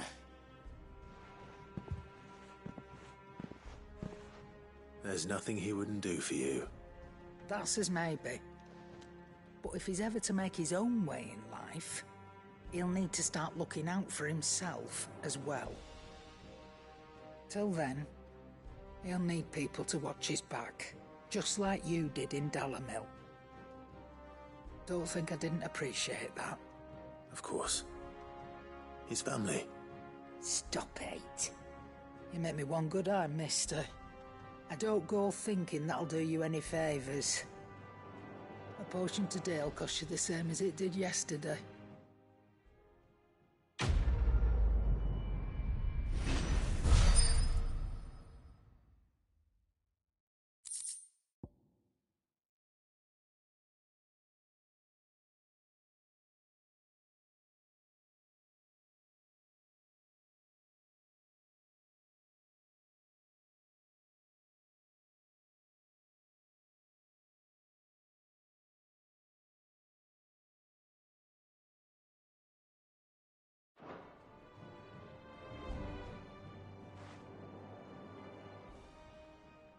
Let me tell you a story, Clive. All right. Them rumours Wetlegs were spreading. Might be they weren't just tales plucked out of thin air. You see, there were a time when I weren't too particular about who I sold steel to, so long as they paid me the right price. Some women lust after blood, others after flesh, but me, I were always one for gold. And to satisfy that lust, I sold to opposing armies, stabbed my every client in the back, made myself the most hated woman in the twins. But then one day I met a man who made me a different kind of offer. Said he'd give me access to a realm-wide community of like-minded individuals in constant need of steel and sundries. On the condition I sold to him and his alone. Was that the first time you met Sid? Aye. And I fell right into his damn trap. He was true to his word, so I ended up being true to mine. And I soon started making the best profits I've seen since taking up the trade. And all without aiding or abetting any outlaws. Except Sid himself, that is. Told me about his plan to topple the mother crystals, you know. Said that with them gone, the realm would want for all manner of things. An opportunity for the likes of me to mint gil. Why, I reckon an enterprising individual could find himself the richest dam in the twins. And that's when he had me. I emptied my stores that day and moved into the hideaway proper. And the rest, as they say, is ancient bloody history. A dozen years on, and I'm still not the richest dam. Not for lack of trying, mind. But I can say that I have never been happier. You've all shown me there are some things more precious than gil. That there are. So don't you go messing it all up, or you'll have me to answer to.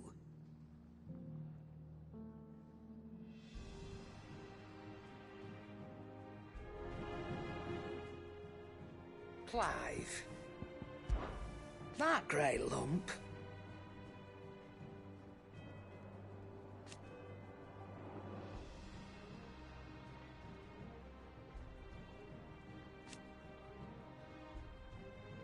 No.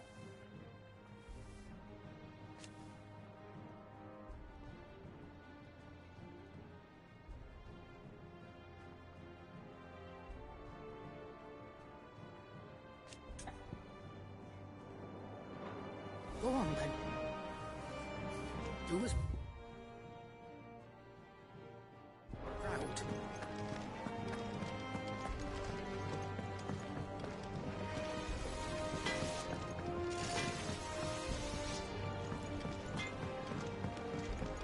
I think this means Nana let me go out on my own more.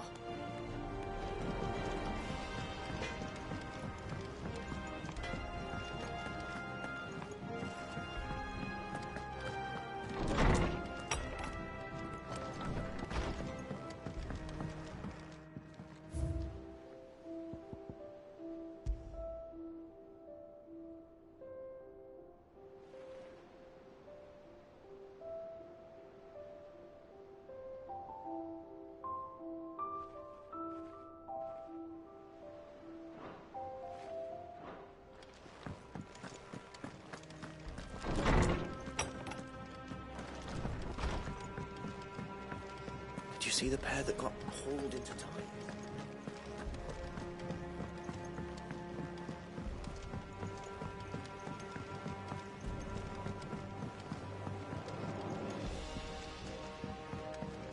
Did you see that?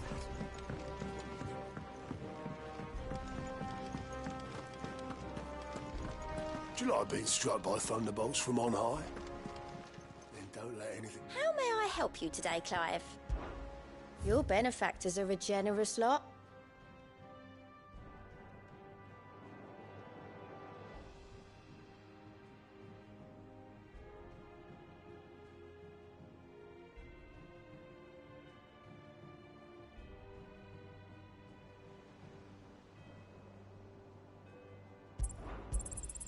You earned this.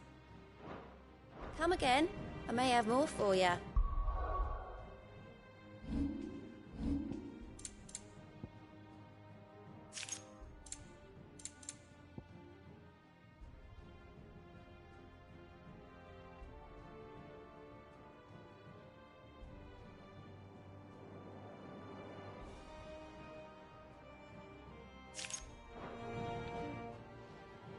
Fancy a look at the list, do you?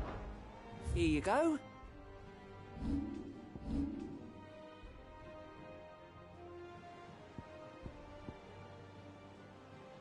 Think you can help?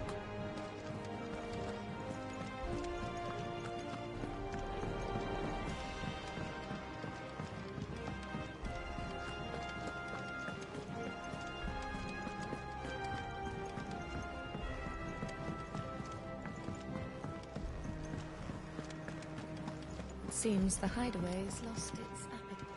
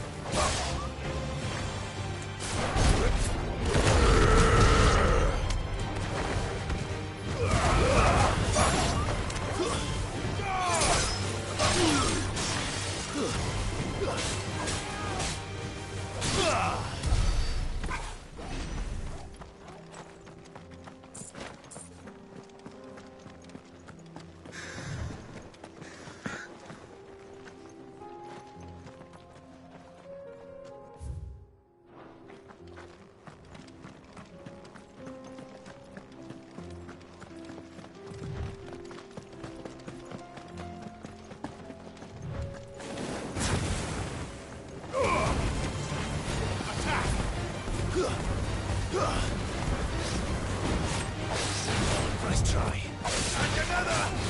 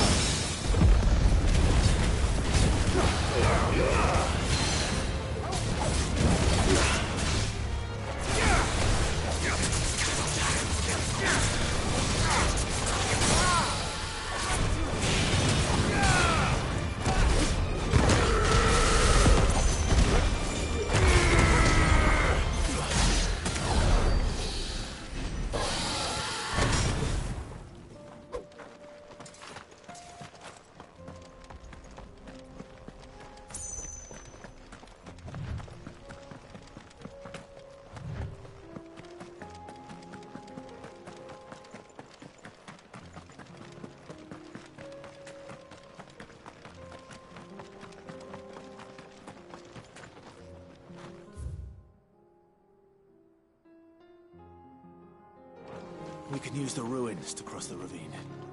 Assuming they will allow it. The Echoes have a will of their own.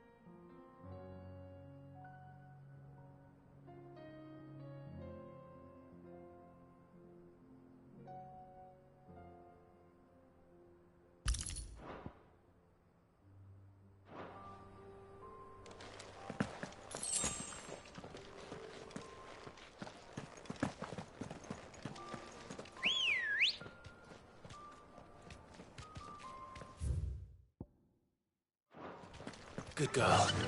Yeah!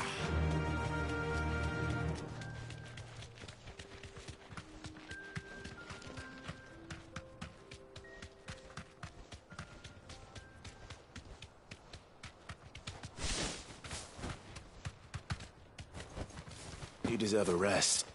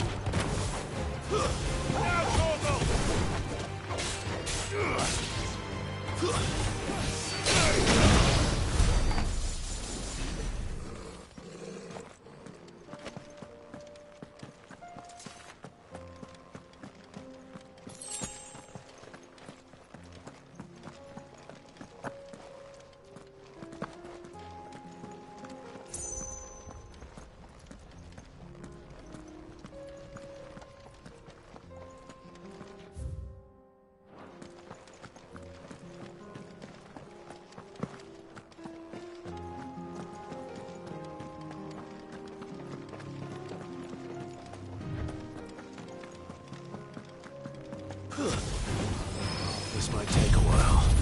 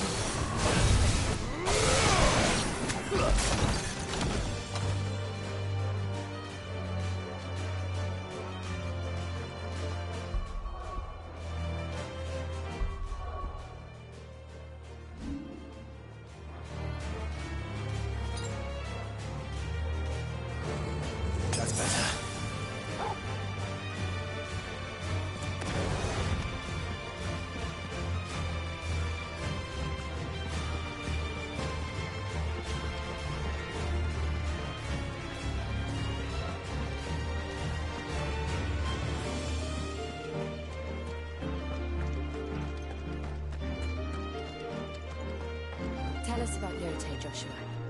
She's strong-willed, loyal, and deadly with a blade. Much like Clive, but with better manners.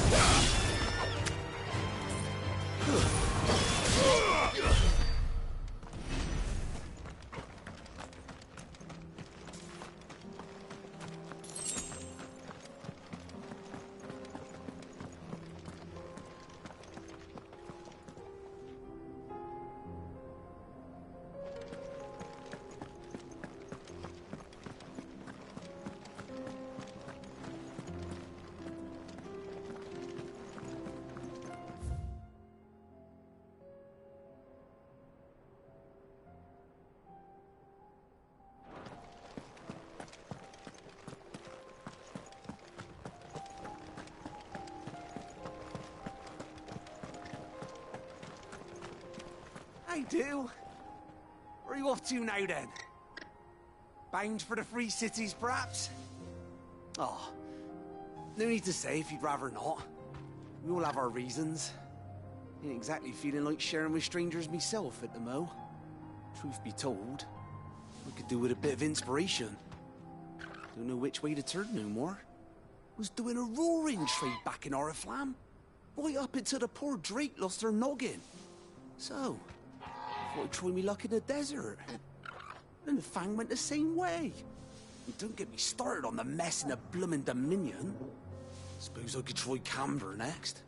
But knowing my luck, the old place be crawling with the works before I'd even set out me stall. But as I always say, where there's crisis, there's opportunity. The opportunity to mint gil, that is. So, where to next? Is there any money to be made in ash? Do orcs even carry gil?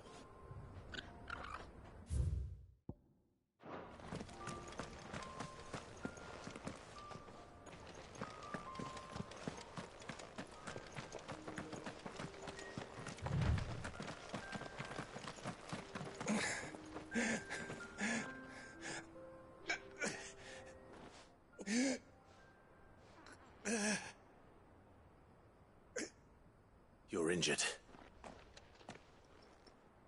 What happened here? Where are your comrades? The ether flood up ahead. It swallowed our camp while we slept.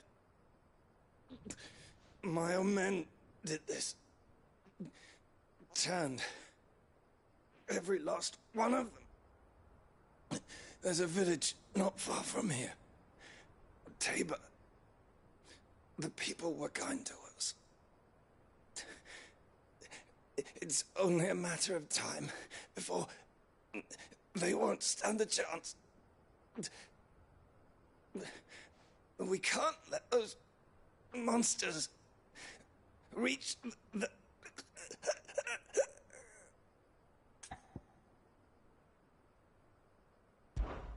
I'll go. You catch your breath. Thank you. Our encampment is up ahead. Just off the track. They must not reach Tabor. Forgive me, Lord Kuka. Rest well, soldier.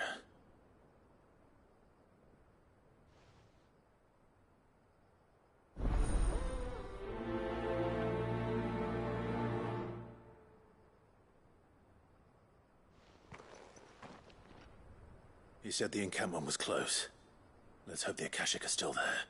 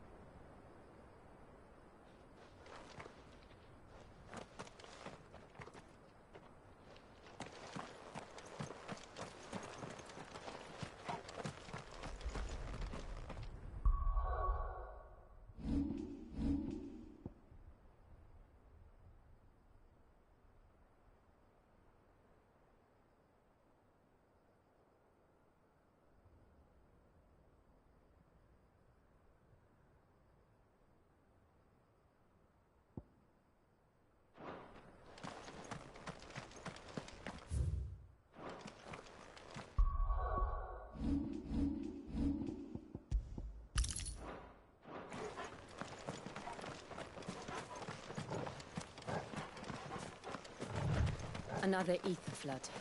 They're everywhere now. We can't go around it. Then we'll just have to be careful. Right. I got here in time.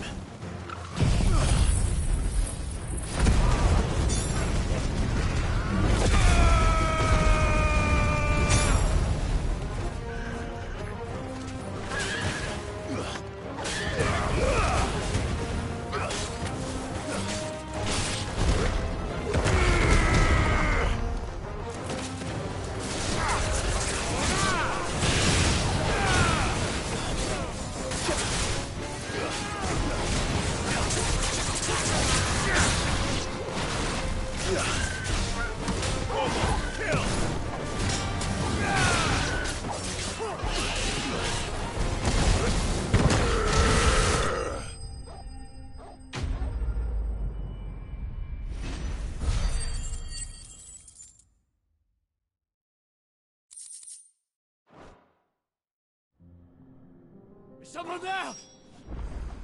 Please, I can't move my leg. That doesn't sound like an Akashic.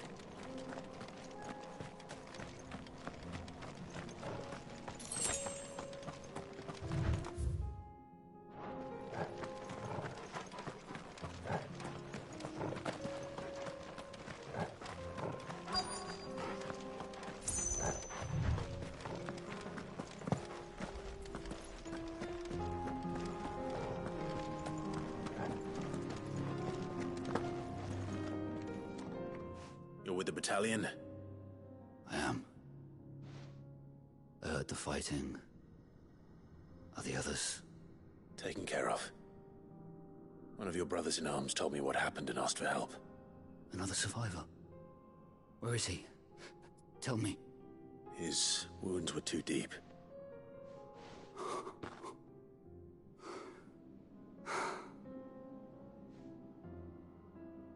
He was right to send you. Those things you slew are no longer my brothers.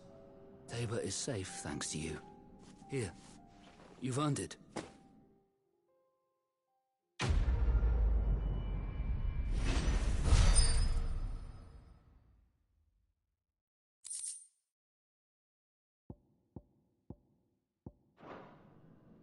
You seem familiar. Have we met? You must have me confused with someone else. Wait. That scar. Son of a whore. You're Sid. I was there in Costness when you killed my brothers.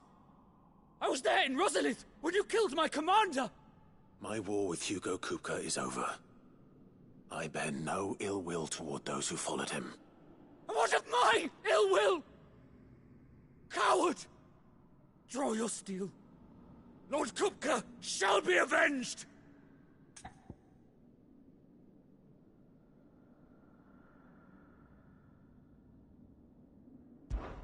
When your wounds have healed and your head has cooled, come and find me if you must. Though I hazard your life would be better spent in service of those who need it. Or have you forgotten your oath to the Republic? My oath? What would you know of oaths? I know how hard they are to keep. Which is why I'm giving you the chance to keep yours. No. I won't be deceived. Lord Kupka told us of your crimes. You are an outlaw. A murderer, not some... Man. Like you or anyone else. I am nothing like you. But if you're not gonna kill me, then go. Leave! Just know that I will find you, Sid. Someday.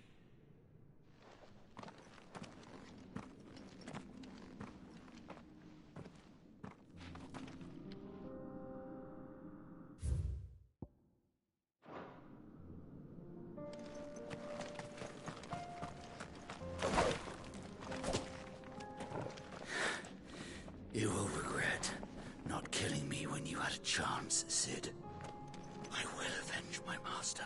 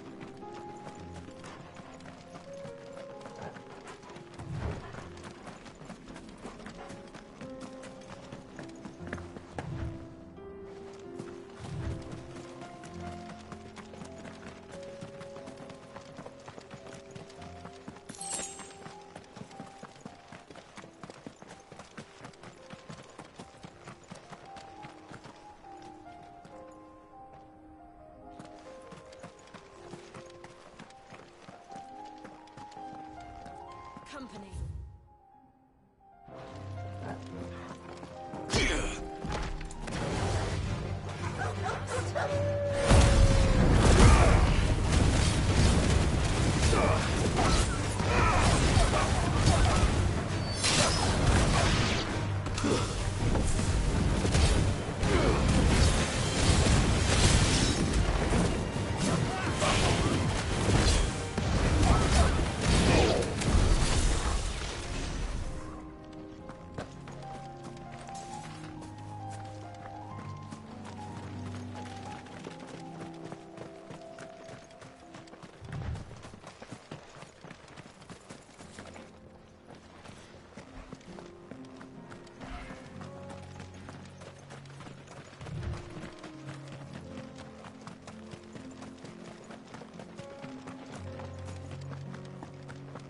We're nearly there. Have you been to Tabor before? There are a few places I haven't.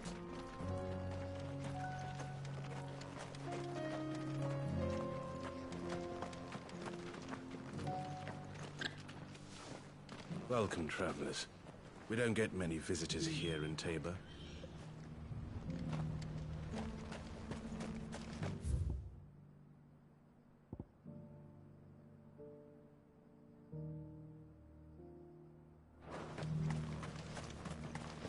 Where now, Joshua?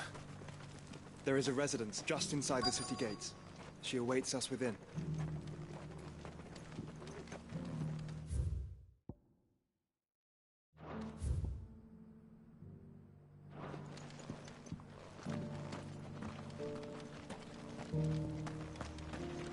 Here, take a look at my wares.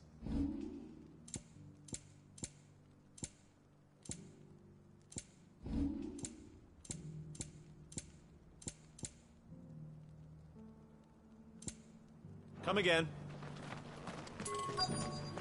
What brings you to our humble village, young man? If it's our artisans you're here to see, then please. But do try not to interrupt their work. Yes, the finish is exquisite. These will make me... us. Rich. Rich, I tell you. Forgive me, traveler, but no matter how deep your pockets might be, we only sell to trusted patrons. I do hope you've not had a wasted journey.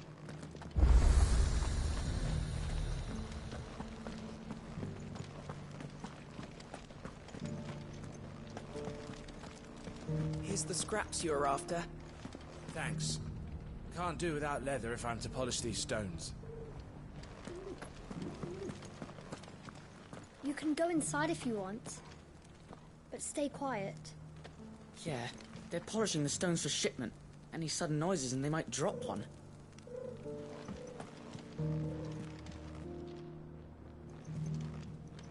These aren't ready for sale, if that's what you're thinking. And I'll thank you to keep your hands to yourself.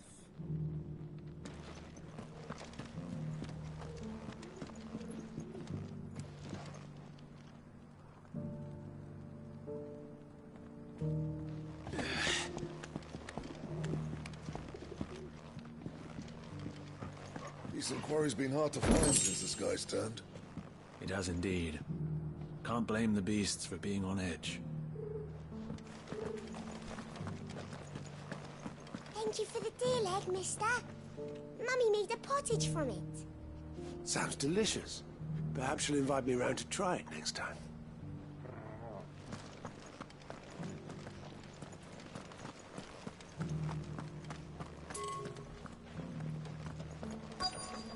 Have you noticed the Elder has been coughing less of late? Yes. I hear Master Seal drew up a new tonic for him.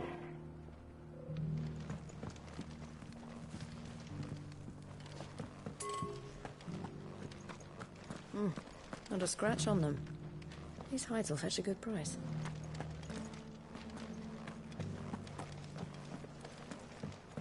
You wouldn't happen to have a decent whetstone in there, would you, madam?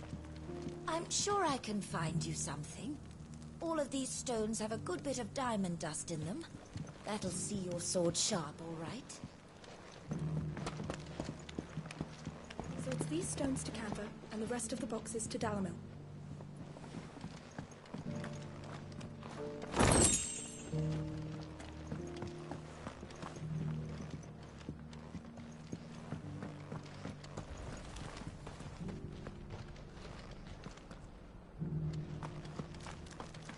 Why won't the sky go back to how it was?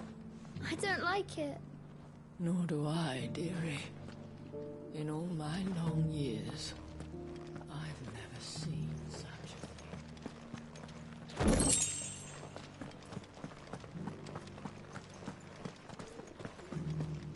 That Cyril fellow's an odd fish, don't you think?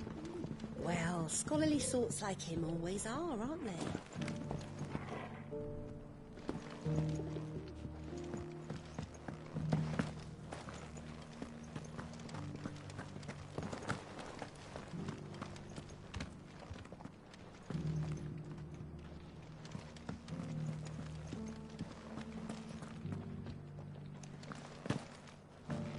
Beneath the flood, yes. And not a stone's throw away. Oh dear, I hope it doesn't spread.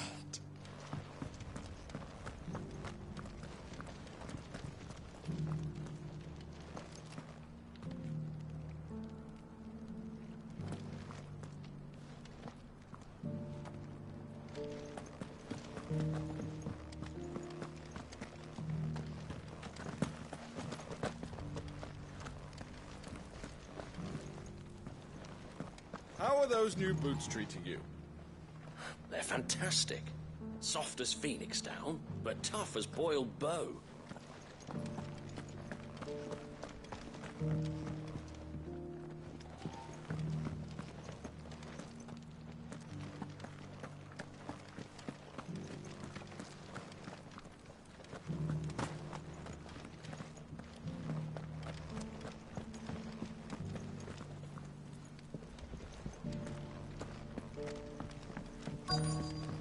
These inquiries been hard to find since the sky's turned.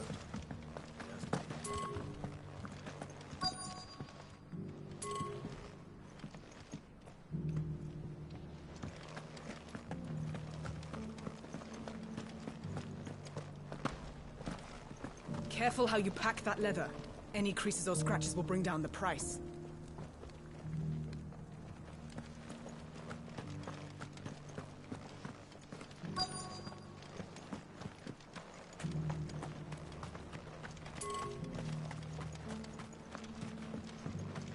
Stand back, friend. You don't want to get this stuff on you, believe me.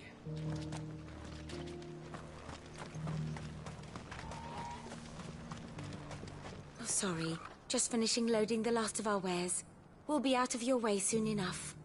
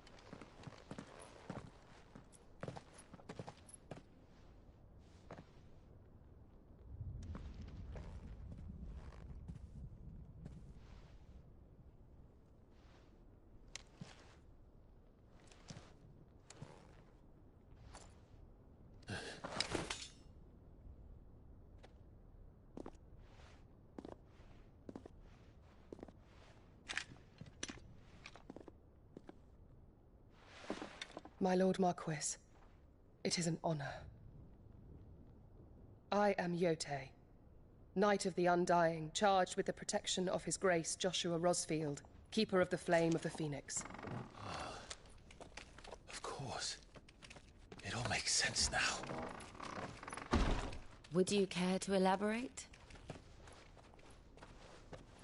The Undying are loyal servants to the ducal throne. Or more specifically, to its heir. They have served our family for generations, albeit from the shadows. Since their inception, they have been tasked with the preservation and enactment of the rites of ancestral communion. After the events at Phoenix Gate, it was the Undying who delivered me to safety. And since the day I left Rosaria, Yotei has been my constant companion and protector. Without her sword, I would not have survived my journey across the realm.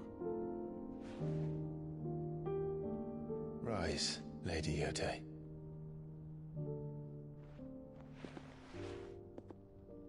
You saved my brother. I owe you a debt I can never repay. I but did my duty. Come now. Tell us what you've discovered. Your Grace.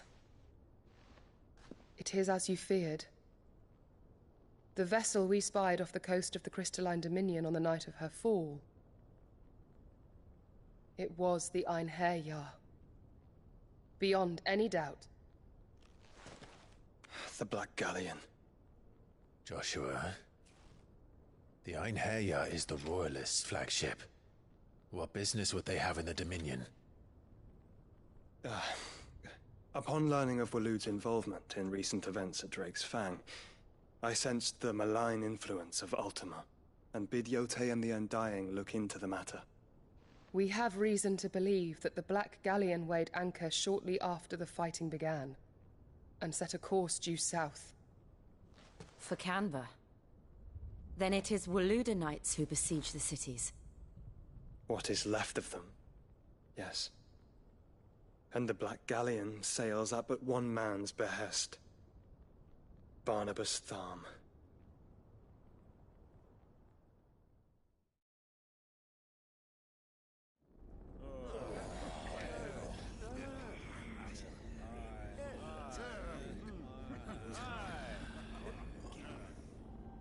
But are we truly safe here in the Agora? The city guard have been paid, if that's what you're implying. All the more reason for them to run. Well, you are free to leave, Lord Minister. Markets abandoned, warehouses aflame, blackened hulls choking every port in the capital. Canva is ruined. The realm teeters on the brink of chaos, and all you can think about is commerce! Forgive us. We were not aware Dhalmekia now subsisted on charity. How dare you!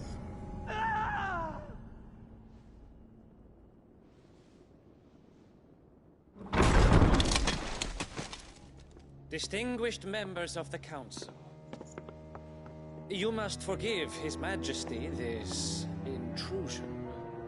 What is the meaning of this? A trifle crowded, but I fear it will have to serve, my liege. Very well. My colleagues, do you not see? The king! He has come to save us from the Akashic!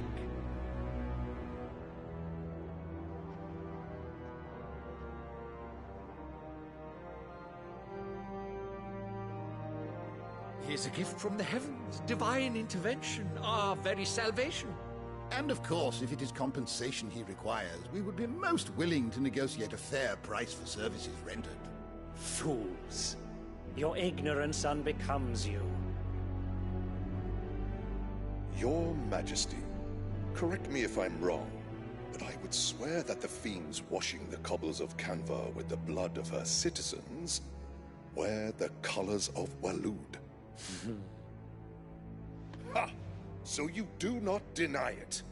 Guards, fetter them, and see our guests to the dungeons!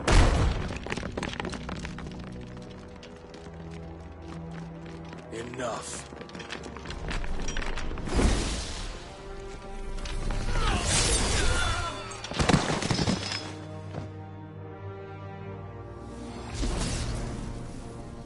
Pathetic creatures.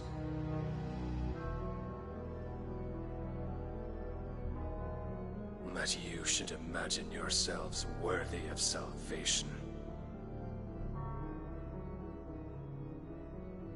The girl is still here, somewhere in the city, her consciousness fair dripping with her late father's hubris.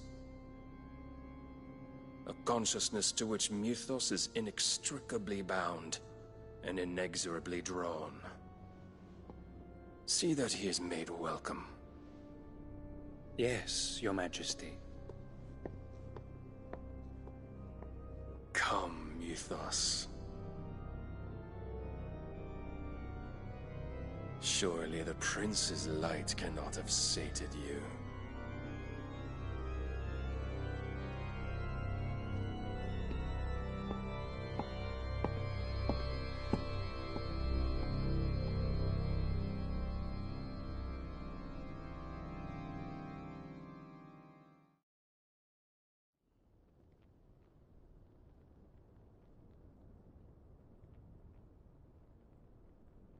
So then, how long has Waloed been under Ultima's control? How long indeed? Based on what we know of Barnabas's actions, I would guess some few years, mayhap more. But to what end? What does Ultima want? The tapestry. Show them.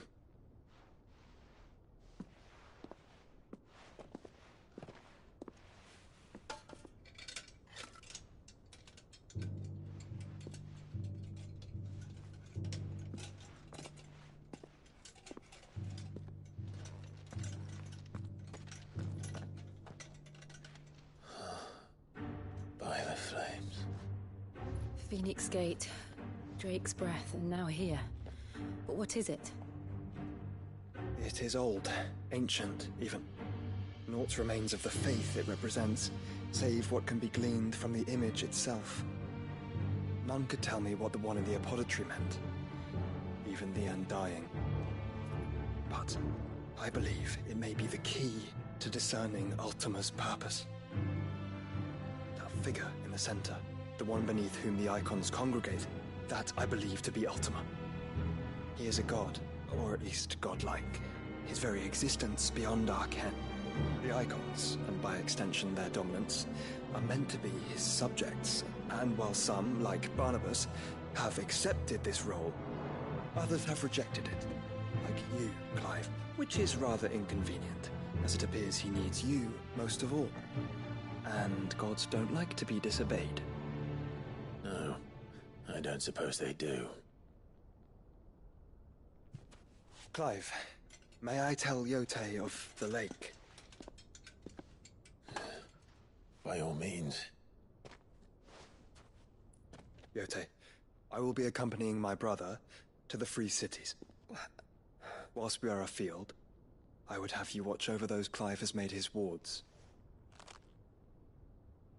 Omielos delan tuisag ilith. Though well concealed, the hideaway lacks trained fighters to defend its occupants should they be discovered. But it is my duty to... As it has ever been my brother's duty, remember. If that is your wish, Your Grace. But please be safe. If aught were to befall you, You have my word.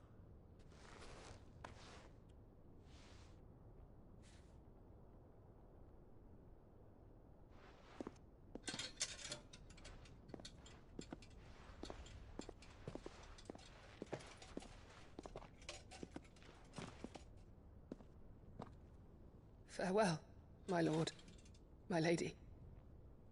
We are in your debt, Yote.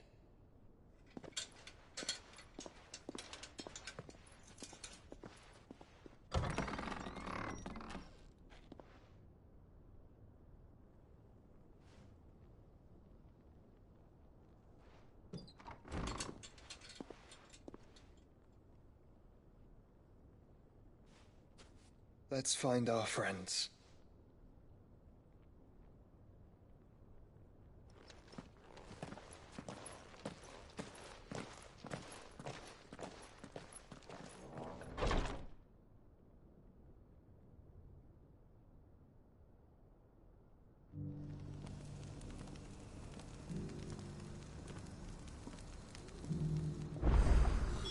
It's plain she cares for you very deeply. And I her, which is why I had to let her go.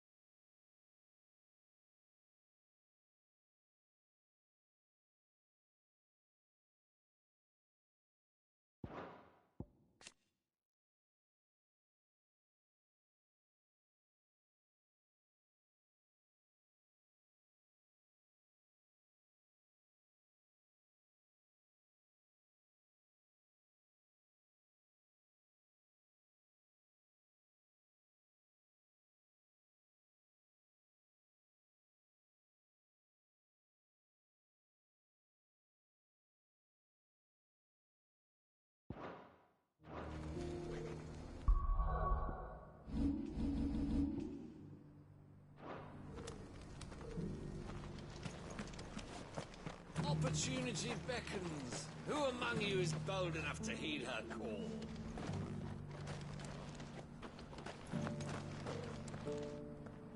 Is that blade for hire, perchance?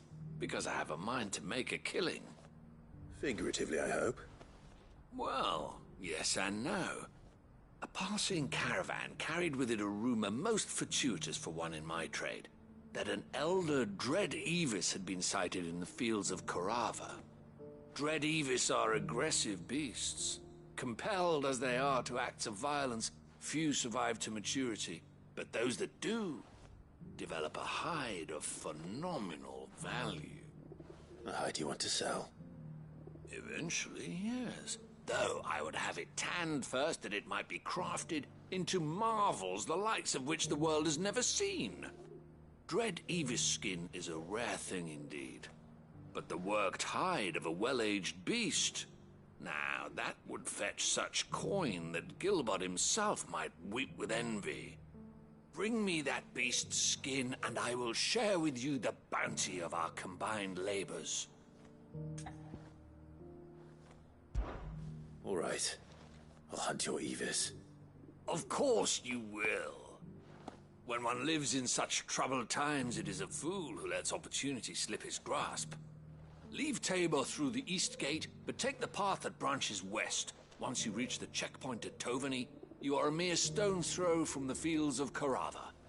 I eagerly await your safe, and above all, triumphant return.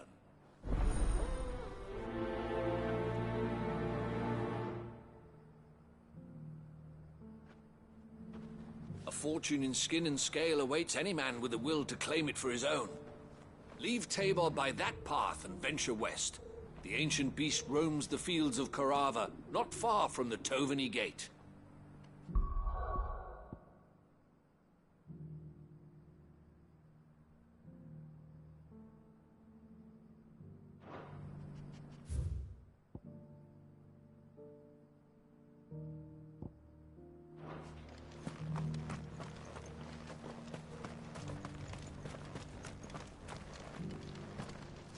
Welcome, welcome. A fine choice. I feel like I've fleshed 100 skins today. Stay focused, will you? One slip with that scrape and the hunter's hard work will be for nothing.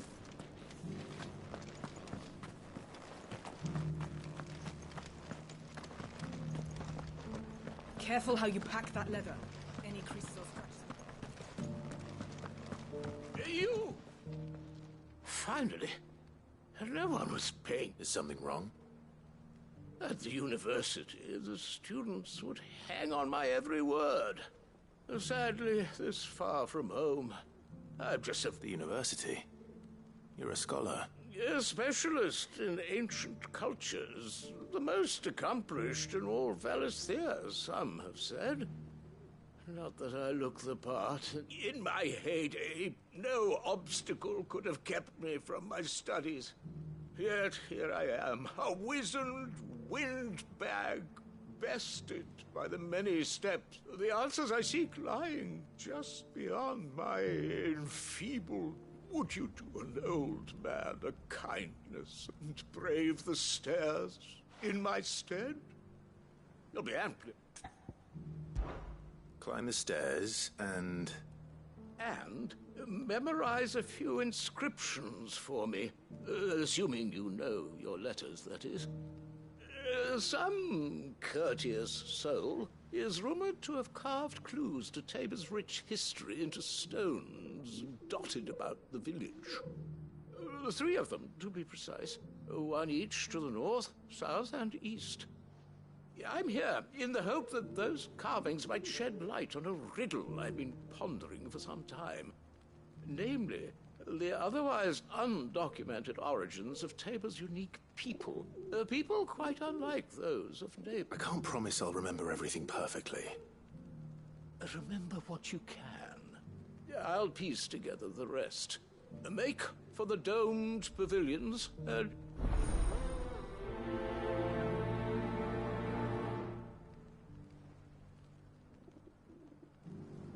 If it wasn't for those domed roofs protecting the stones from the elements, the truth of Tabor's history would have been lost centuries ago.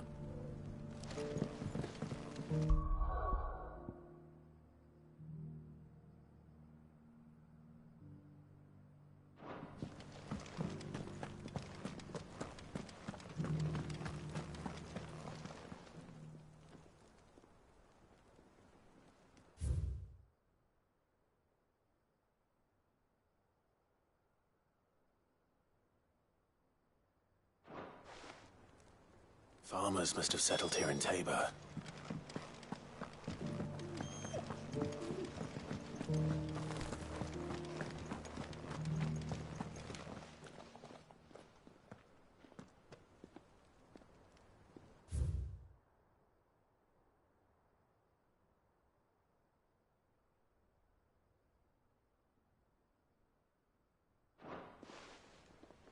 What golden plains might the wanderers have called home, I wonder? Mummy made a pottage fruit. Sounds delicious. Perhaps you'll invite me round to try it next time.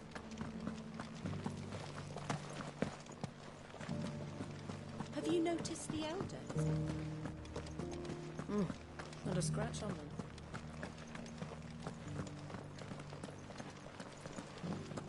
So it's these stones to Canva, and the rest of the boxes.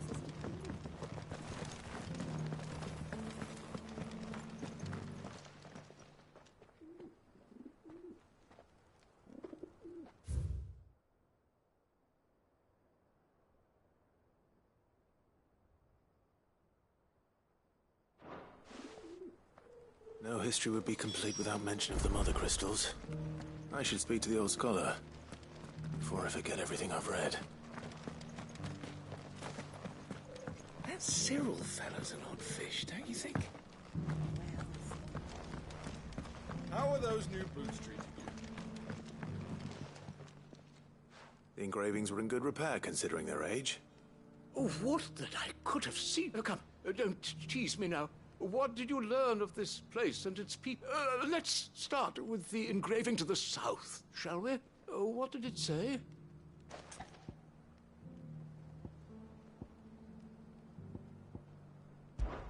Guardians of the Crystal, the first stones of Tabor, sacred hold thy noble blood, till ends the mother's labor. I'm pretty sure that was it. Fascinating. It would seem the founders of this city were descendants of those fallen charged with protecting the mother crystals. But whatever could have driven the Guardians so far from their sacred charges, I wonder? The engraving to the north is next, I think.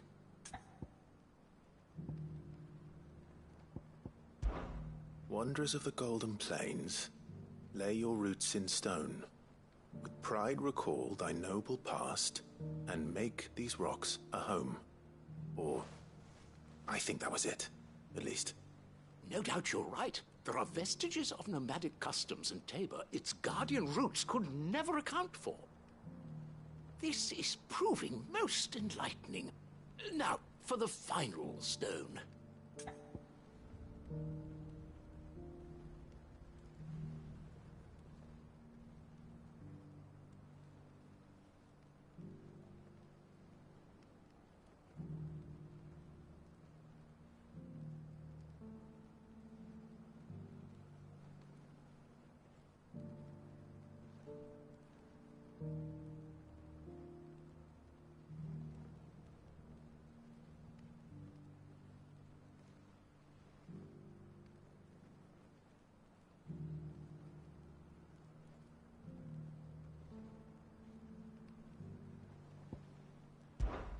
Children of the hunters, now tillers of the land, reap her promised blessing and give praise her gracious hand. That's all three. And so, we add primitive farmers to Tabor's founding peoples, the final piece of the puzzle. 3 engravings, one for each of the 3 peoples to have settled Tabor in ancient times. Guardians of the Mother Crystal, wanderers from across the plains, and last but certainly not least, hunters turned farmers. Little wonder it was so difficult to trace the roots of Tabor's culture. Those roots reach down through 3 distinct traditions. Nonetheless, one cannot help but wonder why this fact is not better known among scholars, given that the stones stand here for all to see. Too many stairs, perhaps. Ha! Too many by far. Here, and thank you.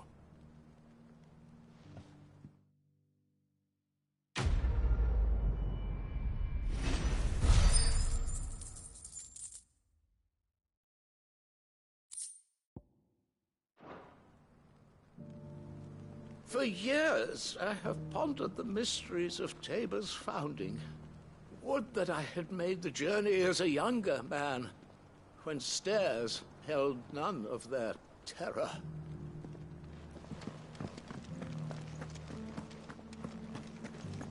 Careful how you pack that leather. Any creases or scratches will bring down the price.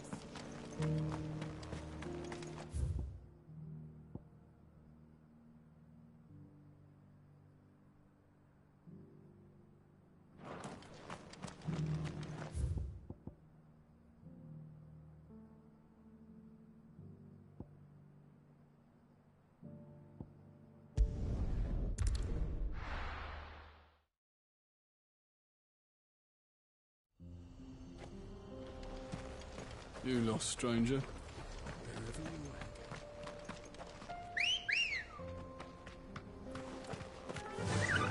Fly, Ambrosia.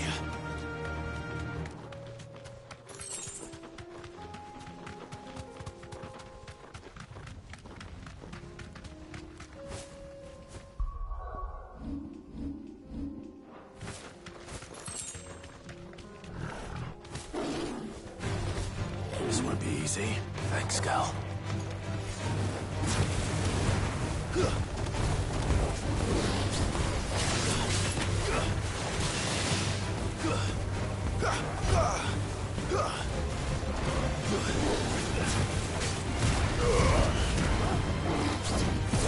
This one. Go to him.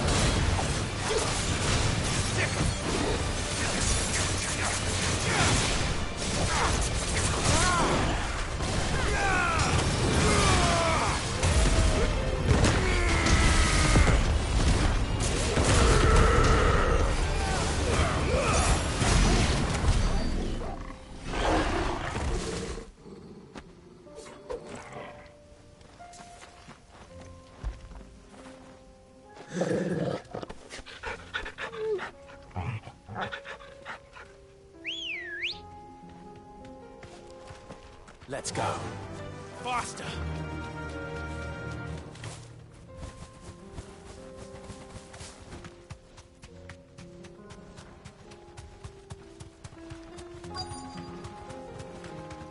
Not alone. Be safe. Old he may be, but it looks like there's still plenty of fight in him yet.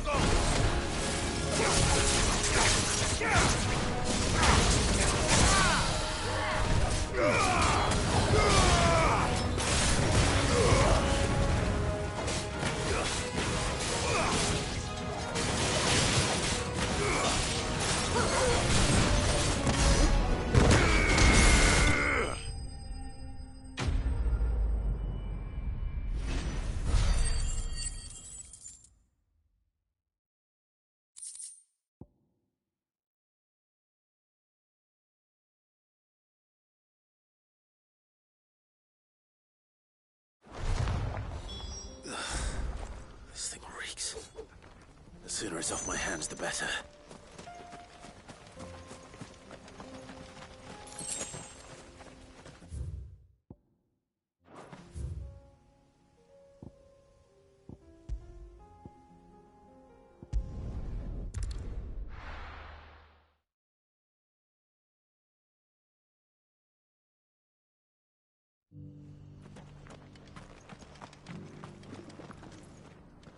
Here's your hide, as requested.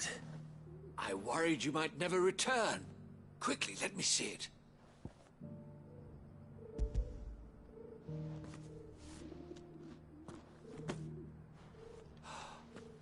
Oh, as supple as a maiden's cheek, yet as adamant as her virtue. This is everything I had hoped for, and more. Clearly, my trust in you was not misplaced. You must be a hunter of considerable talent to have bested the beast with nary a scratch. Join me as my honored partner. With my means and your might, we shall be as wealthy as the merchant kings of Zemeckis. I don't plan on making a habit of this. I'm busy enough as it is. Very well. Though I believe fate had a hand in our meeting, it would be unbecoming of me to beg. Do not allow me to keep you from being about your business. Here, for the hide.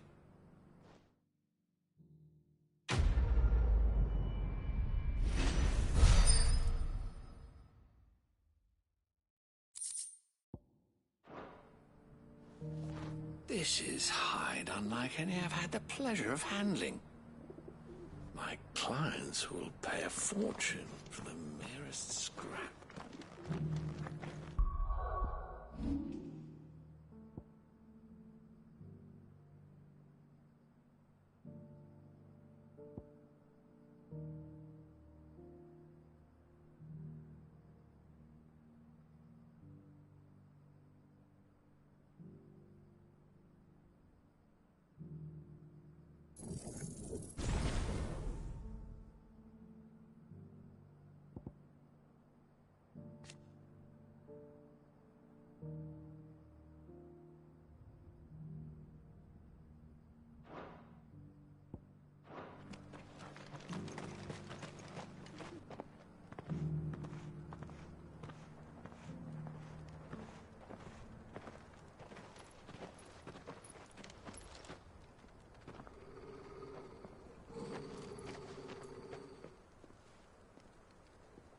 Cyril.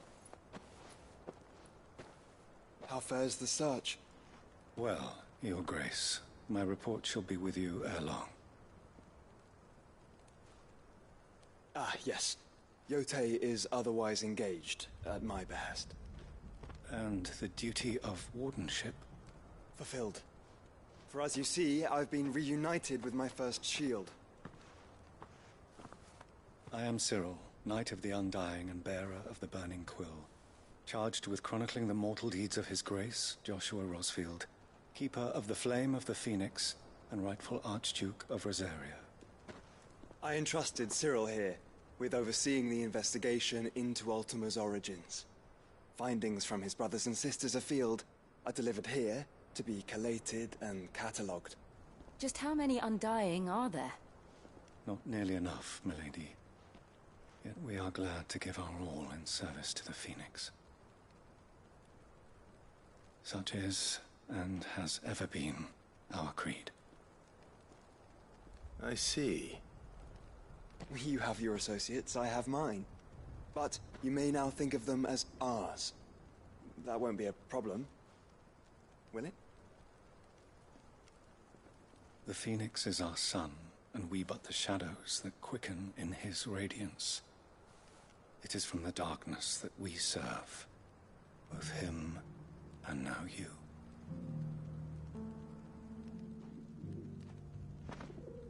Pray accept this token.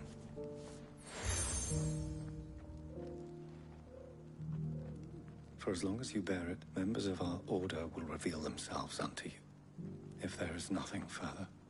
No. You are dismissed. Your Grace.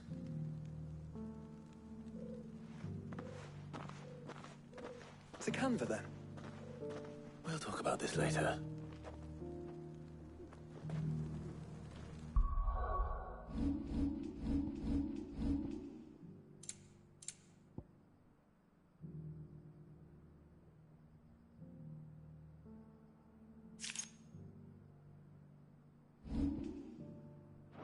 Cyril seem very,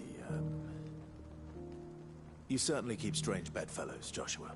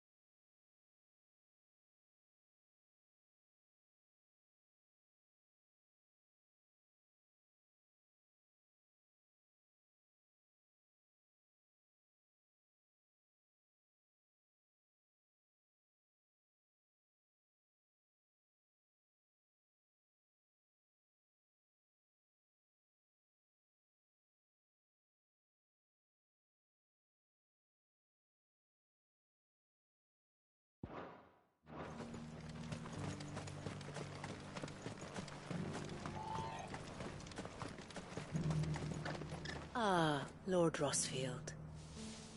I'm afraid I cannot stay to talk. I must leave to collect the reports of our spies in the field. Now that you wear the Phoenix down, our brothers and sisters will no doubt reveal themselves to you too.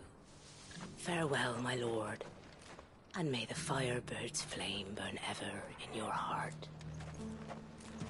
The free city's under siege? Who'd have thought it? Master Cyril, luckily. Thank goodness he told us before we set out.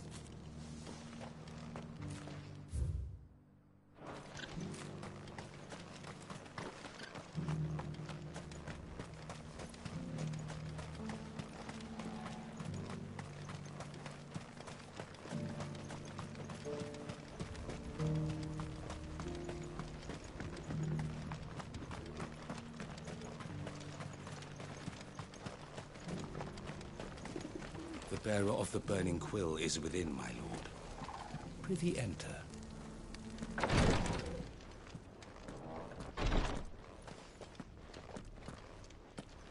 The greater number of our order live among the masses, hidden in plain sight. Even here in Tabor, our brothers and sisters pose as common folk. If any should reveal themselves to you, I beg you keep their true identity secret.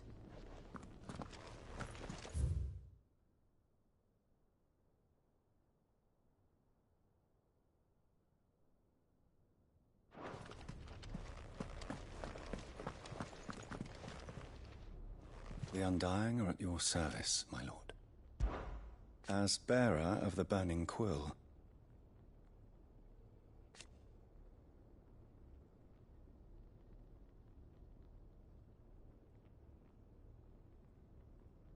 to which end?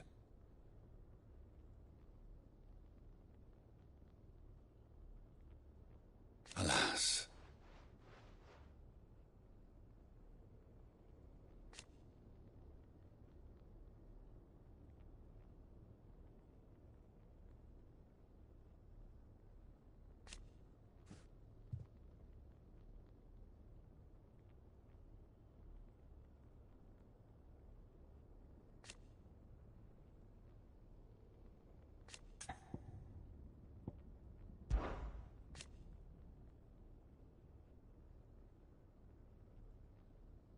Indeed.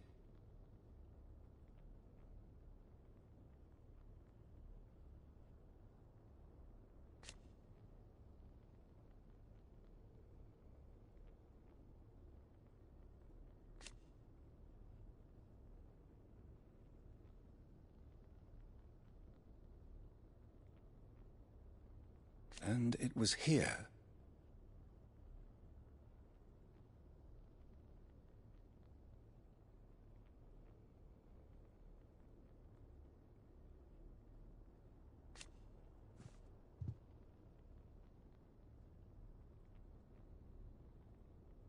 An unfortunate truth.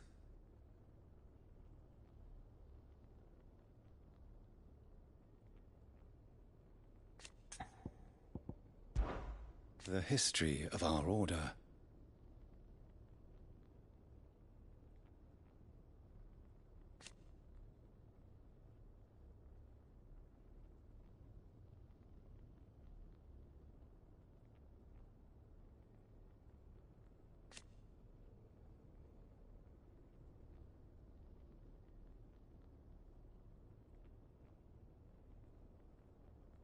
Naturally.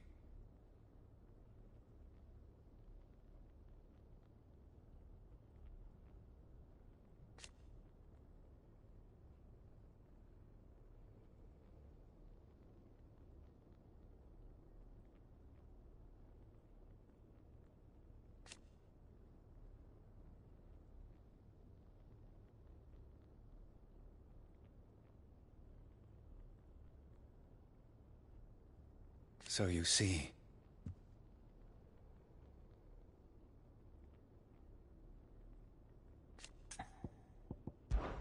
The history of our order.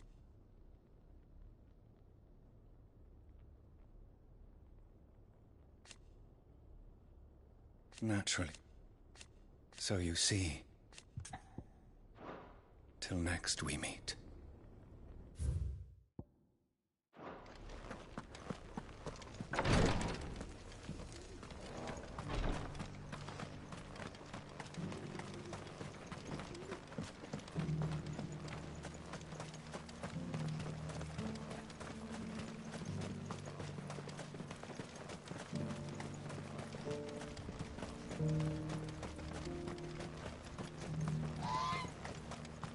The free cities under siege?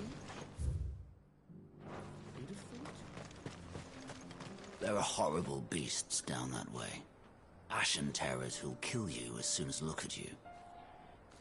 Would that I had the strength to kill them first.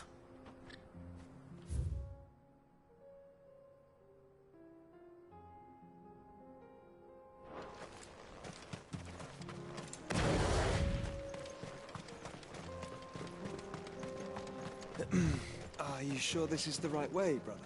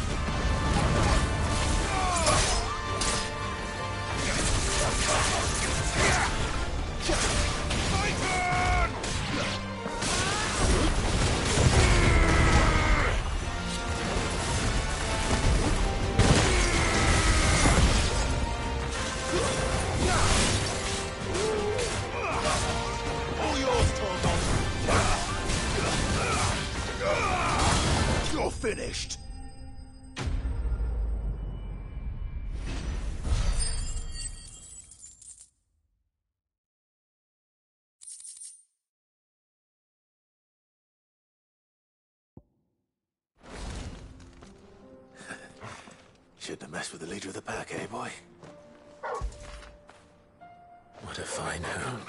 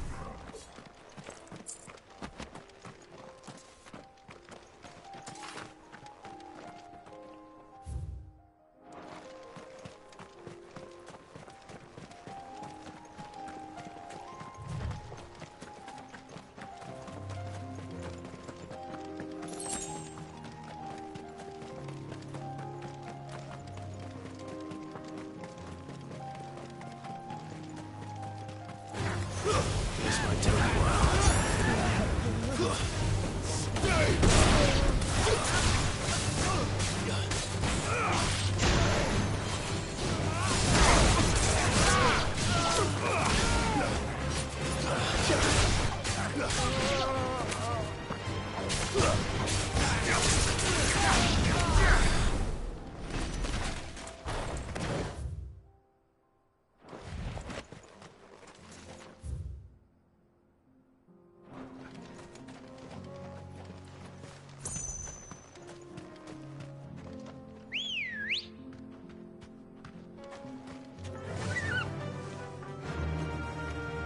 Fly, Ambrosia.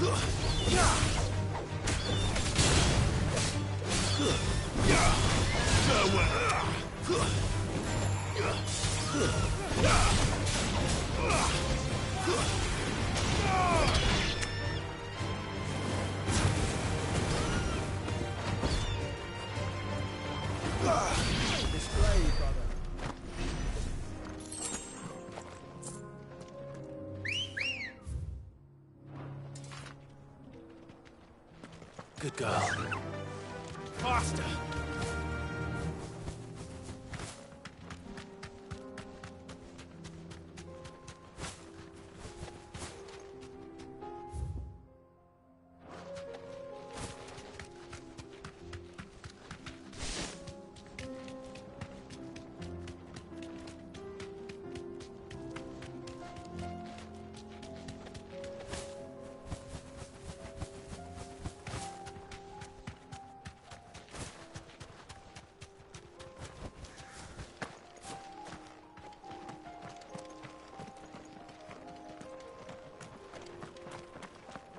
Clive. Smoke. Is the city fallen?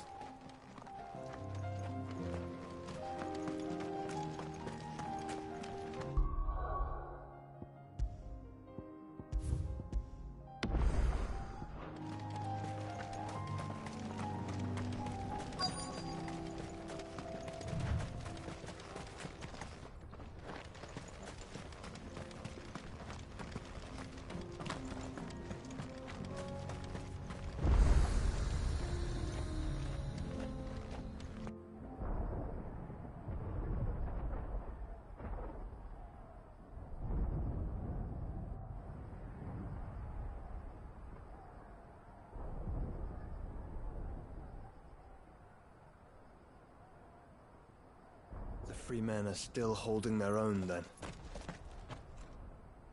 Do we have any idea where Gav and the others might be? There's a warehouse near the docks where we agreed to meet if there was any trouble. We should hurry.